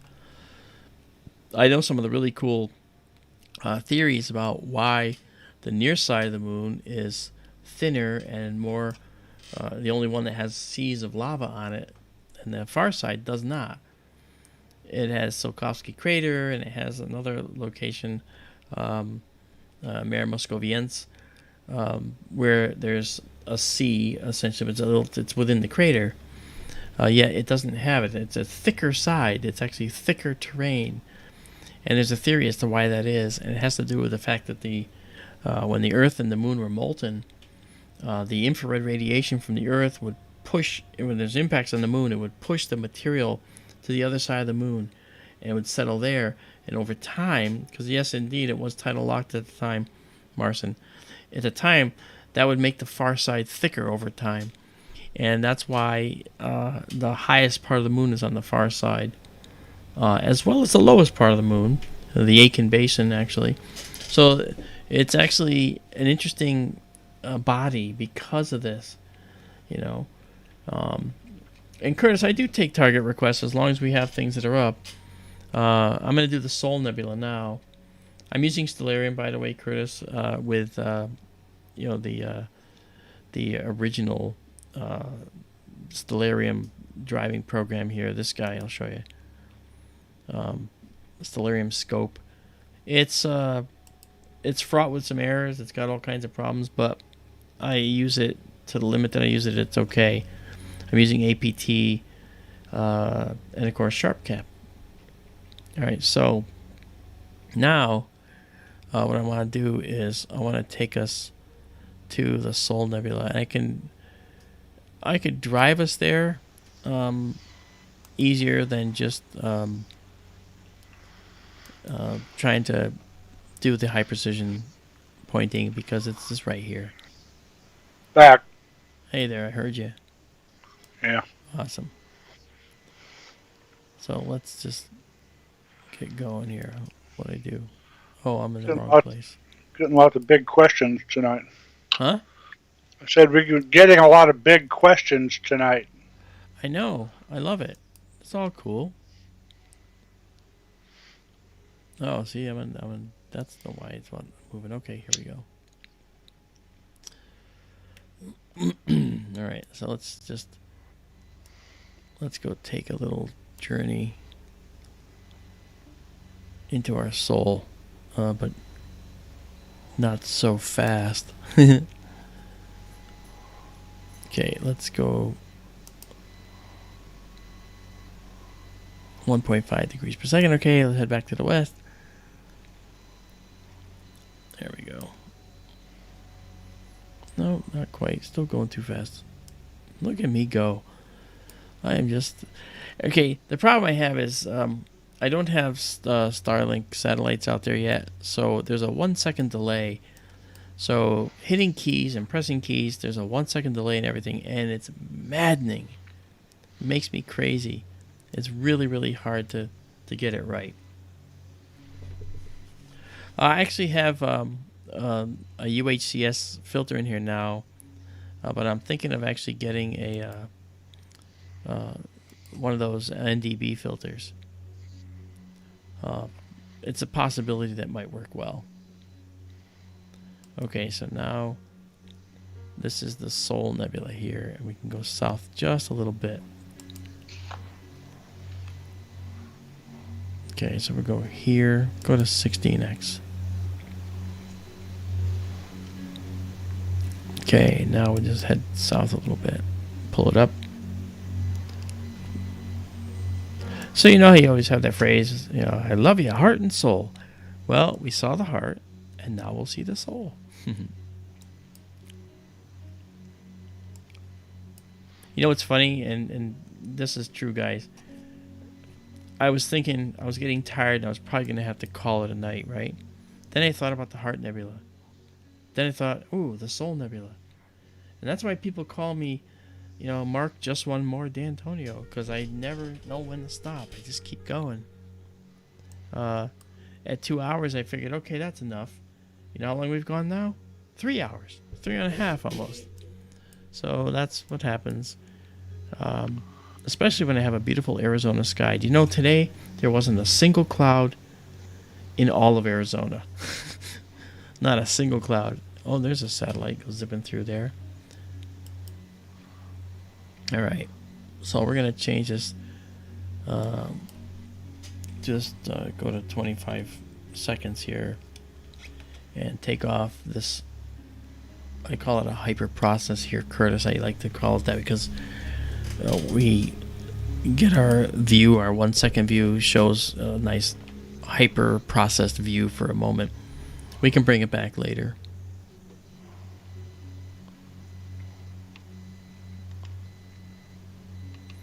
Oh, NGC 7822. I didn't we talk about that earlier, Daryl? Before Curtis got here, we talked about going to NGC 7822, I thought. I don't know. I'm looking it up. All right. Oh, look at the Sol Nebula. Nice framing. Look at that. That's pretty.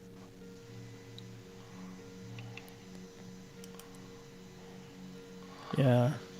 Oh, okay. Yeah, it's in Cepheus.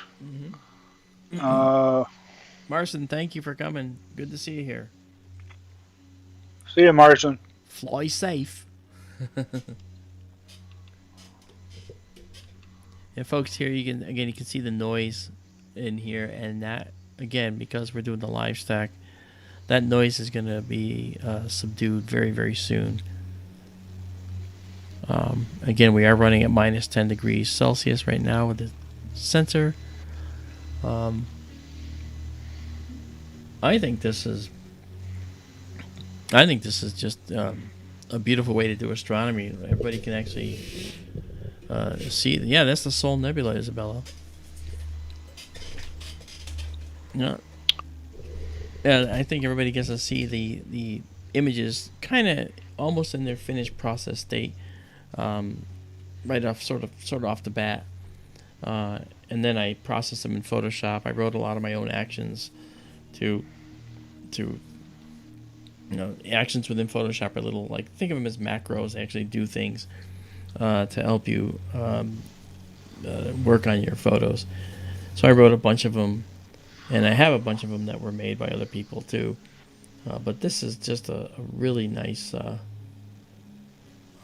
It's a really nice set of actions I wrote to bring out detail in just nebulas, without making the stars sharpen. Just sharpen the nebula, not the stars.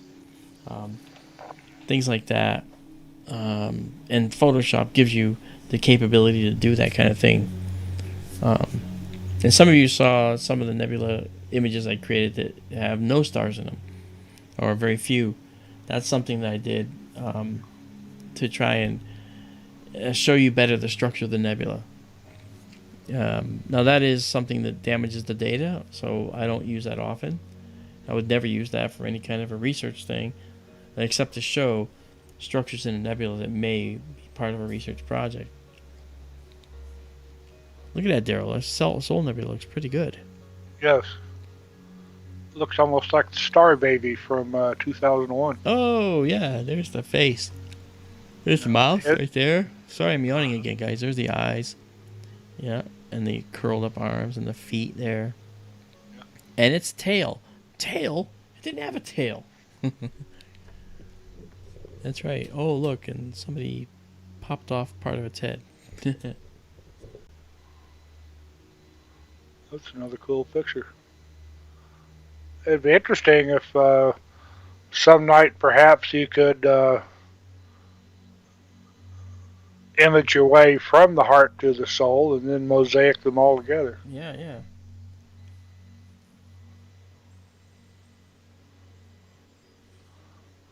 Did you see Mary? You want to try NGC 7822, Mr. Horn talked about.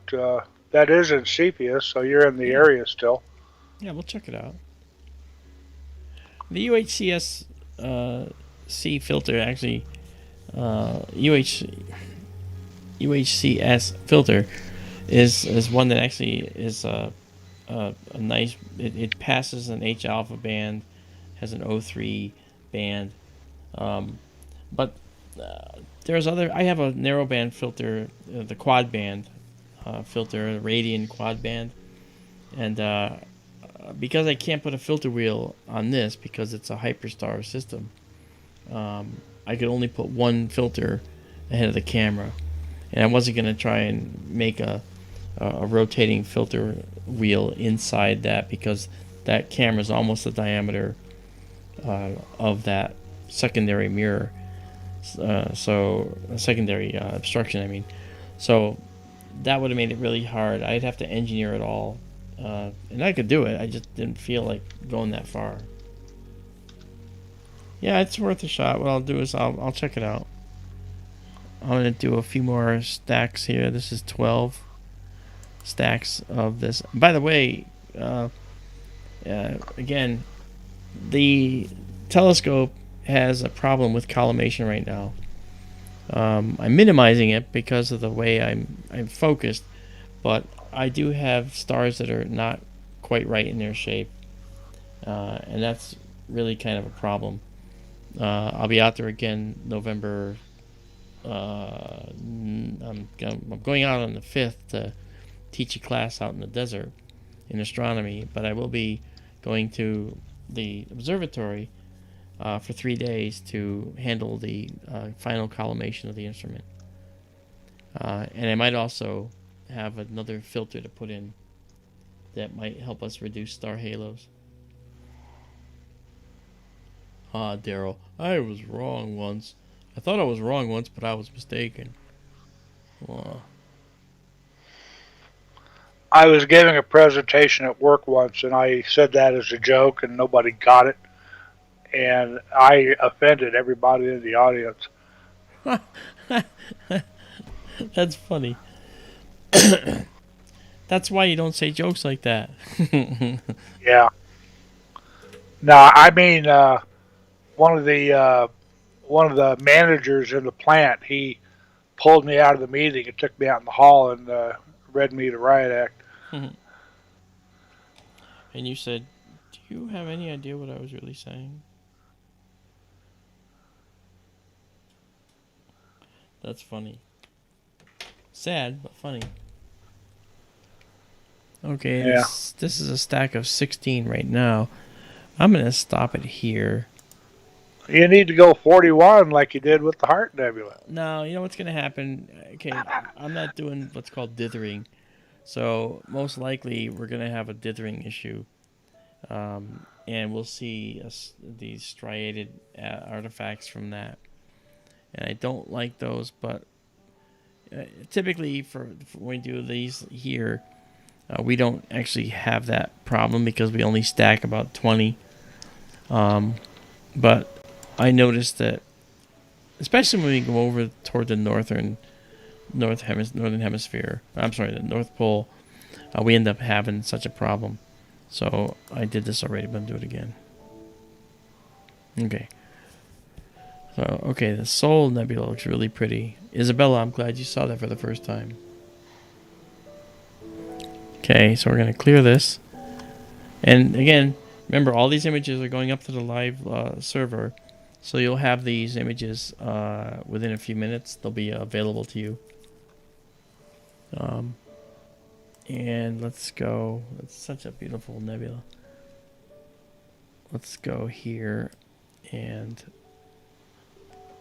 go back to a 1 second shot. And let's just do what I like to call the hyper process. And NGC 7822, yes? Yes. All right. Well, let's back out a bit. And let's see. There's the head of Cepheus right there. I know, but where is 7822 in Cepheus? Yeah, you might have to do a search. Okay. Oh, no, excuse me. That's not Cepheus. That's not Cepheus. That's Camelopardalis. Yeah, you're in the wrong place, man. Oh, you're still up in the right area of the sky, though, I know. I am. Yeah. I gotta just keep moving around here. There's Perseus right there to the right. Yeah. Just up and over a little bit. Yeah. It's right here. I'm just trying to get to it. Yeah, there's Cepheus.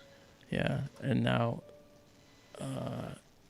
7822, huh?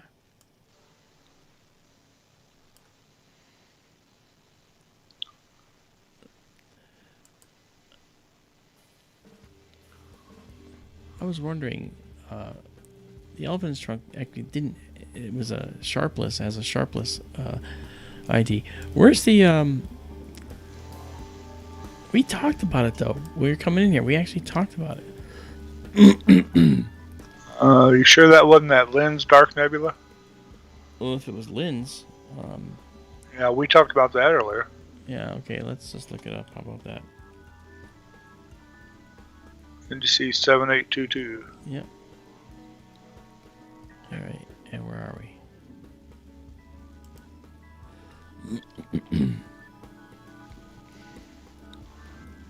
Night, Raymond.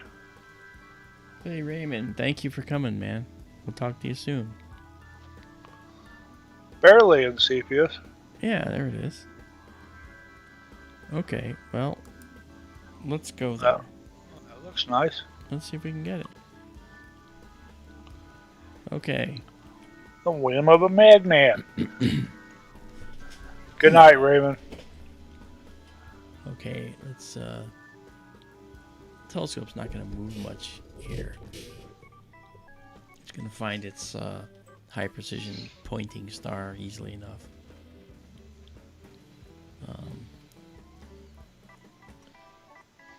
I always like to take guesses. Which star will it use? Before it tells us. Well, there it goes. Calf. So it's up there. There's those nasty halos. Hey Raymond, thank you. Raymond is really cool. And now He reminds me of somebody. I can't put a finger on it. Who, Raymond? Yeah. Look, there's a nebula. We see it already. Uh-huh. Wow. Okay. This might turn out really nice. Looks promising. It does. It does. Okay, so first things first. Let's let me do a couple things. First thing, we're gonna set our rate here to 16 so that I can move it down. Did Mr. Horn leave? No. Curtis, you're still here, aren't you?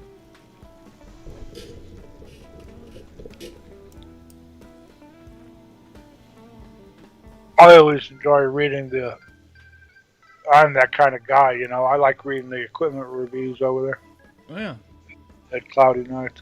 Well, a lot of great people over there. They're really good. Yeah. They're really cool folks.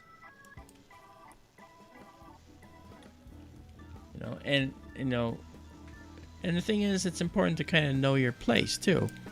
Because there's a lot of people that know a lot more than you do about equipment over there, right? So oh, absolutely. You gotta basically just say, hey, we all have our specialties. We all have our specialties.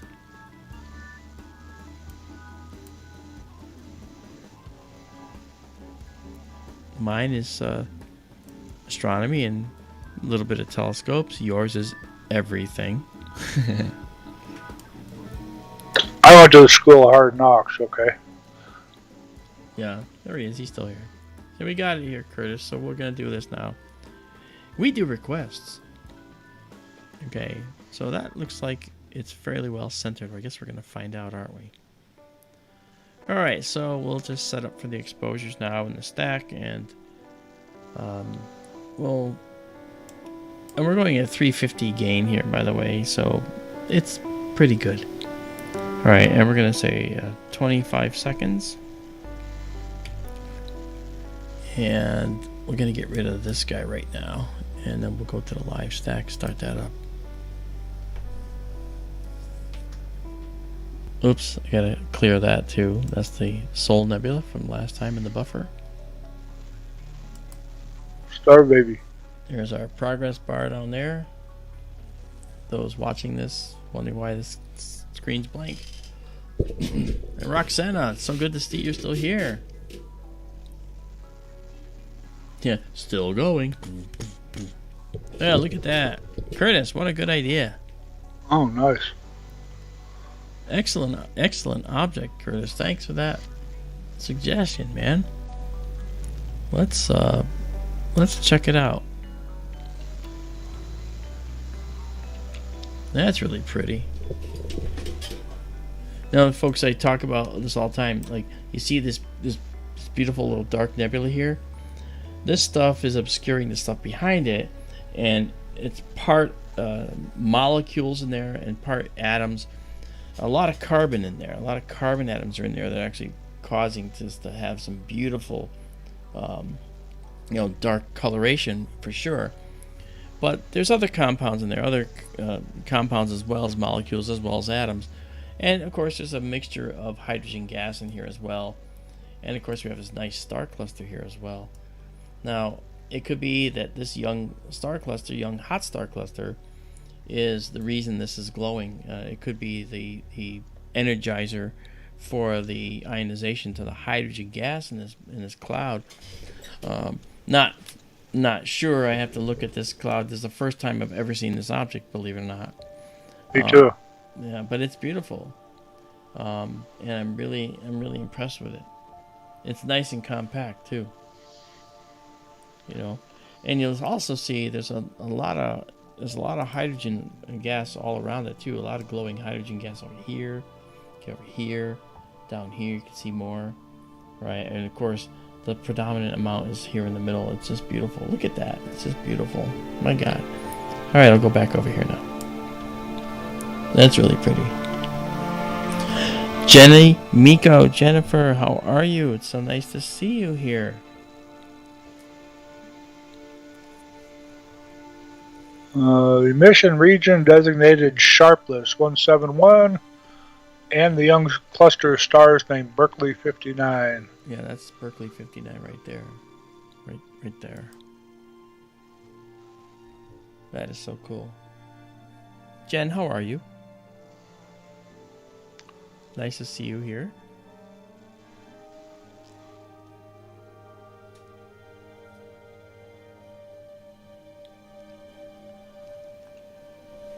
Yeah, and let's see, we're up to 7 stacked images now.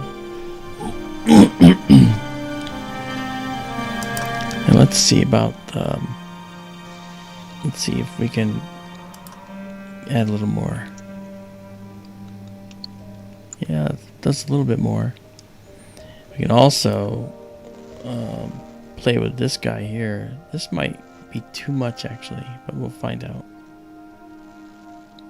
Yeah, that's too much, but you can actually see what else is hiding in there. Yeah. You know, it's a very complex region. Really nice.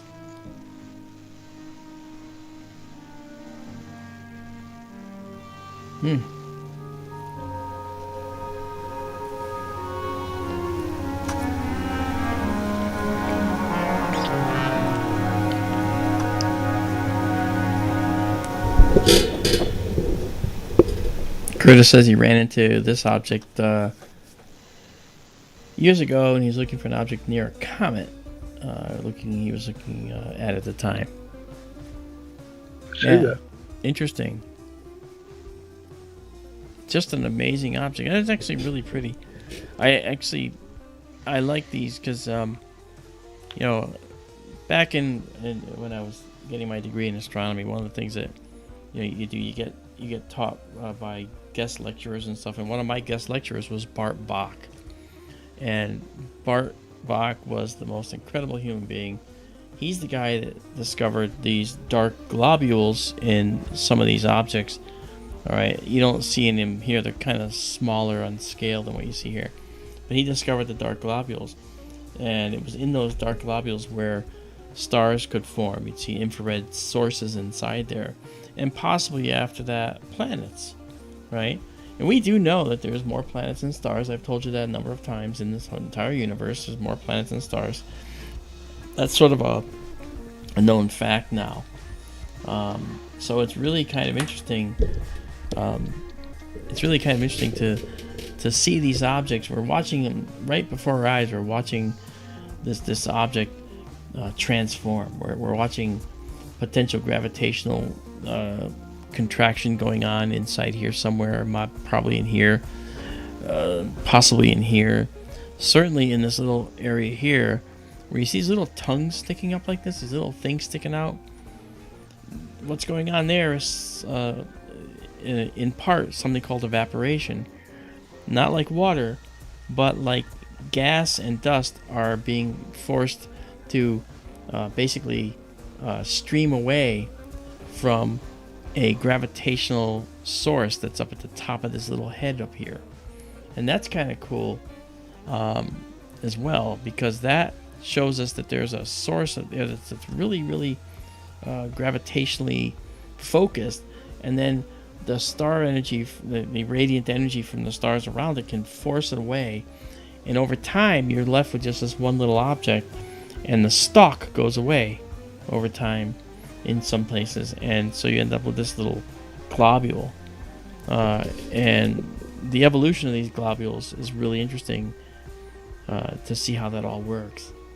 Orion Nebula is known for Bach globules, isn't it? Yeah, there's some Bach globules there. The Lagoon Nebula has some. I have some photos of the Lagoon Nebula's Bach globules that are really interesting. But Bach was the coolest guy. You know, he was fun to hang out with and talk to, and he spent a lot of time with us. It was really nice. So I have a question for you. Okay. What's the difference between a Bach globule and a Herbig-Haro object?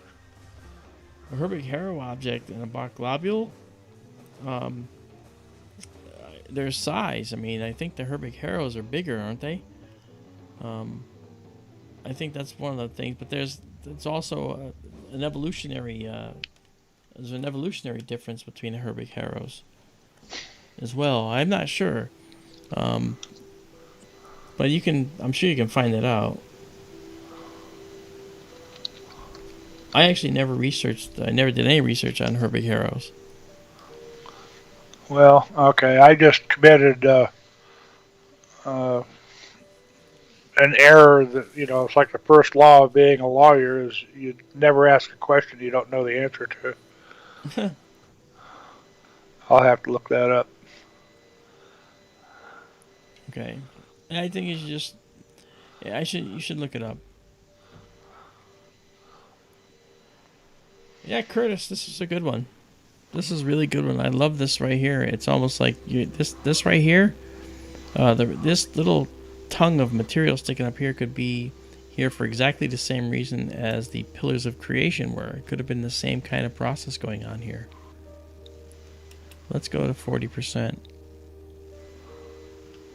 Look at how beautiful that looks. Daryl, I dare say this looks pretty good. Yeah. Lots and lots and lots and lots of beautiful, complex stuff. Isabella, take note. You're going to have fun processing this one. You have a very fine dark line running across to the upper left of that one little area you were on a moment ago. That right there, yeah. Yeah, that's neat. And it actually traces over fairly far to the right. Goes past that star and then it hooks up a little bit. Like here? Sorry, at the yawn again. Not quite that far. Okay. From there on over. Okay, so... And it looks like it may curl up on the left also. Oh, I see. Like there, you mean? Yeah. Oh, yeah. That's on the right, and then it's straight across the middle, and then it hooks up on the left, too. Yeah, yeah. Well, let's try one other thing. It is, Curtis. He says, isn't it nice to study a new object like this? I haven't seen all the objects in the sky for sure. I'm going to actually increase my... unsharp mask a little higher.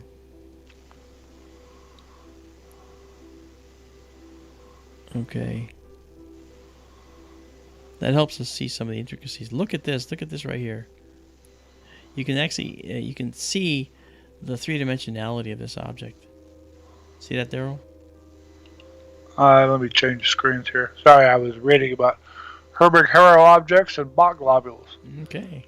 Okay, what were you saying now? You can see almost the three-dimensional look of this isolated condensation glob here. Yep. This could become a future Bach globule. There is some gas in here, though, but there's dust in the center of it, and that could be it could already be a Bach globule in there, hiding in there. Bach globules contain embedded warm sources. Some contain Nebula, Herbig-Haro objects, and then Herbig-Haro objects are bright patches of nebulosity associated with newborn stars. Yeah. They are typically observed near Bach globules, dark nebulae, which contain blah, blah, blah. Blah, blah, blah. So they are, well, I was just reading the snippet that's okay. from the Google page. Yeah. Sorry, I'm getting tired. They are often associated. Yeah. Look at that. That's just beautiful. That's a smaller finger, like the pillar of creation. Yeah, I wondered that a moment ago. Let's bring us up to 50%. A little bigger. Wow. I don't like going much further than this because the acclimation error shows on our telescope It's pretty. It's okay with the nebulae, but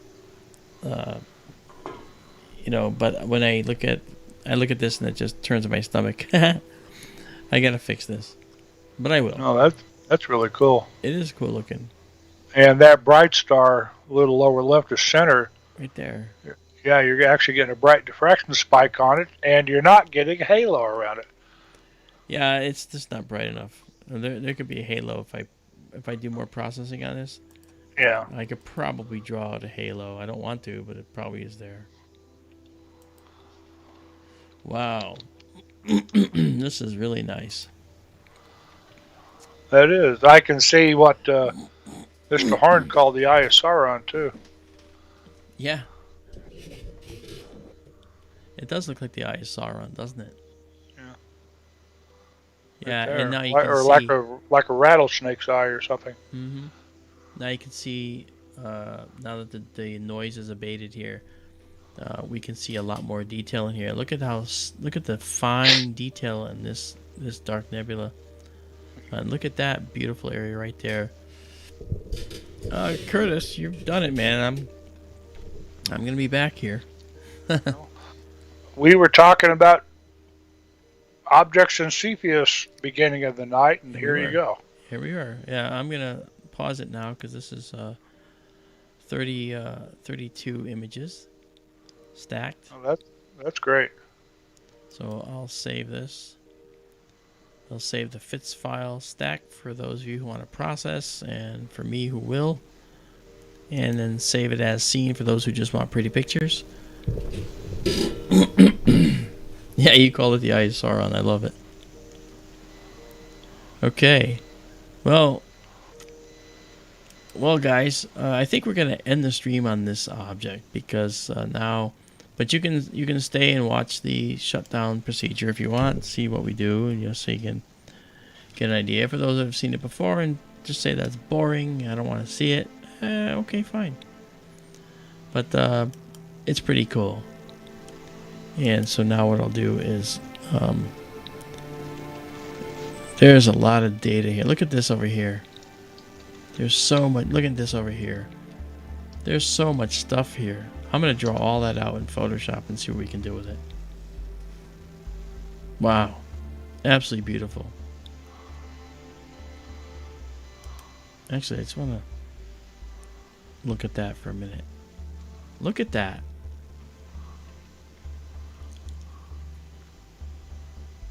Isn't that something? That's really pretty. It is. Yes. You know, your voice is almost gone, Daryl. I couldn't hear it. I'm sorry. Yes, it is. Yeah. Look at that. It's just so nice. Wow. Look over on the far upper left edge. There's some kind of artifact. It must be a line of stars. This? Yes, right there. Is that an artifact or something? There could be a bright star just out of shot. Oh. And we are pushing. This is pushing right now. Yeah. And there is a halo around this star and this star and this star. The halos are there. See them? Okay. See them? They're there. Yeah. They're not objectionable. No, not in this particular case. But, that's why if we get rid of this, it brings it down to a manageable spot. But, okay, well, you know what we're going to do? I'm going to, I'll just park everything and shut the roof. Okay. This is beautiful. It is. Yeah. Well, another great stream tonight, Mark. Thanks for great. having me on, and beautiful. tons of fun, and thanks for coming, everybody. Yeah, thanks, guys. For those interested in watching, I'm going to shut down now so you can hang out and watch that if you like. First things first, we're going to shut down the planetarium system, because if we don't do that, I've discovered there are some weird things that can happen. So I'm doing that, and I always have that 1 second delay. See, I didn't mean to hit sharp cap. I meant I wanted to hit this. Okay, and then Daryl, let's remember this nebula too, because it's gonna be great. Oh yeah, NTC 7822. Yeah. Okay, and It might be in that list I pulled up earlier tonight. Okay, so now what we're gonna do is we're gonna park ourselves here. First, I'm gonna do before I do that, I'm gonna disconnect the focus system. Disconnect that and go. For Lucia Campos, the next stream will be on the next clear night, but as the moon starts to get as the moon starts to wax in its cycle and get larger, it's going to add some brightness, so the deep sky nebula won't be as vibrant during that time. But we can look at other bright objects. When the moon is out, we typically will look at clusters, which is really nice too. So that'll be nice to do. Here's our all-sky camera one more time. And if I just do one more acquisition, you can see the moon will be gone and you'll see the Milky Way. This is only a 15-second shot with the all-sky. But then we got 4 seconds left. There's Jupiter out there. Here we go. Now you see, look, here's our Milky Way. Okay. So this has been our playground tonight. We've had a great time. This glow out here, the sensitive camera's picking up the sky glow of Phoenix, 65 miles away. But otherwise, when we see clouds here, they're dark against the sky. And this is a low exposure of 15 seconds. Normally I go like 40 seconds. Okay. So that's gone. So next, we'll park the scope now. Mark, if you'll excuse me, I'm going to go. All right, Daryl. Thanks for stopping by and hanging with us. Sure. May I make a suggestion? Yeah. Perhaps Mr. Horn could comment on the halo thing on the telescope. Maybe he'd have a suggestion. Yeah, that's a good idea. And there's a lot of secondary reflections in there, as we know, but I'm guessing that changing filters, doing different things might work, but I'll ask him. Curtis, the problem is that we get these very big halos around some of the brighter stars. It's the bane of astronomy, right? Okay, well, I'm leaving. Have a good night, everybody. All right, Daryl. Thanks, man. I'll see you soon. Bye-bye. Bye-bye. Okay, so now we shut off the telescope. Handset goes off. And now I can disconnect. There's a certain power up routine and a certain power off routine. Okay, so now we're disconnected. I can shut this. Then I'll close the roof so you can watch that process as well. And if we come over here, now let me do this. Okay, and then stupid 1 second delay. Okay, and now we'll shut the roof.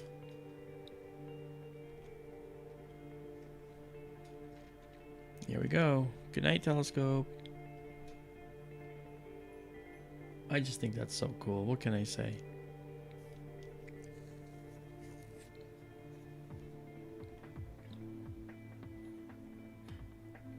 Good night, Daryl. Here we go. Okay. Well, folks, that was great. Head up to the links to the data server and go ahead and pull down the images and enjoy them. The first ones are certainly all up there by now. We have done a lot tonight, so there'll be a trickle. And the telescope is on. I'm sorry, the computer in the building out there is on until 6 a.m. and then it shuts off until 8 a.m. Arizona time, and stays on until 11 a.m. Arizona time for maintenance and other things. Initially, I set that timer up so that I could get all the photos off, but then I decided to take and make that work differently and have a server where it would go up to automatically. So as soon as the pictures are taken, they're shipped up to the cloud. And I made that, it's a OneDrive drive up there that you all can see. And I got to put that link in my streams. I keep saying that I'm going to remember to do that on the next stream. I can have that link in the stream. It's a pinned post in Mark D'Antonio Facebook, and it's a pinned post in SkyTour LiveStream with Mark D'Antonio at the top, so you can see it there. But for those who don't have Facebook, and Cypher 2, a couple times he's actually put up that link for us. Thank you so much for that. And I don't actually have the link in front of me, so that's kind of terrible. And again, just as a little reminder, this is the SkyTour LiveStream Observatory door made of bottle caps.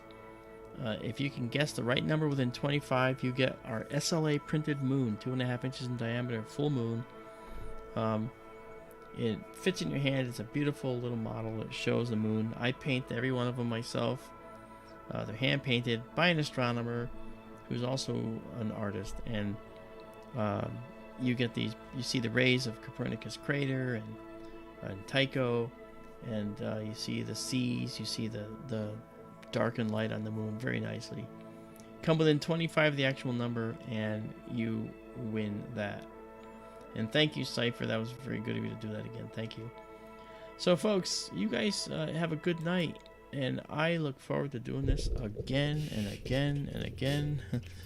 Curtis, I'm going to come out to Cloudy Nights and check that out. Thank you so much for pointing that out to me. It takes a village, man. So I appreciate it. So you guys have a good night. And I will talk to you soon, all right? So good night, everybody.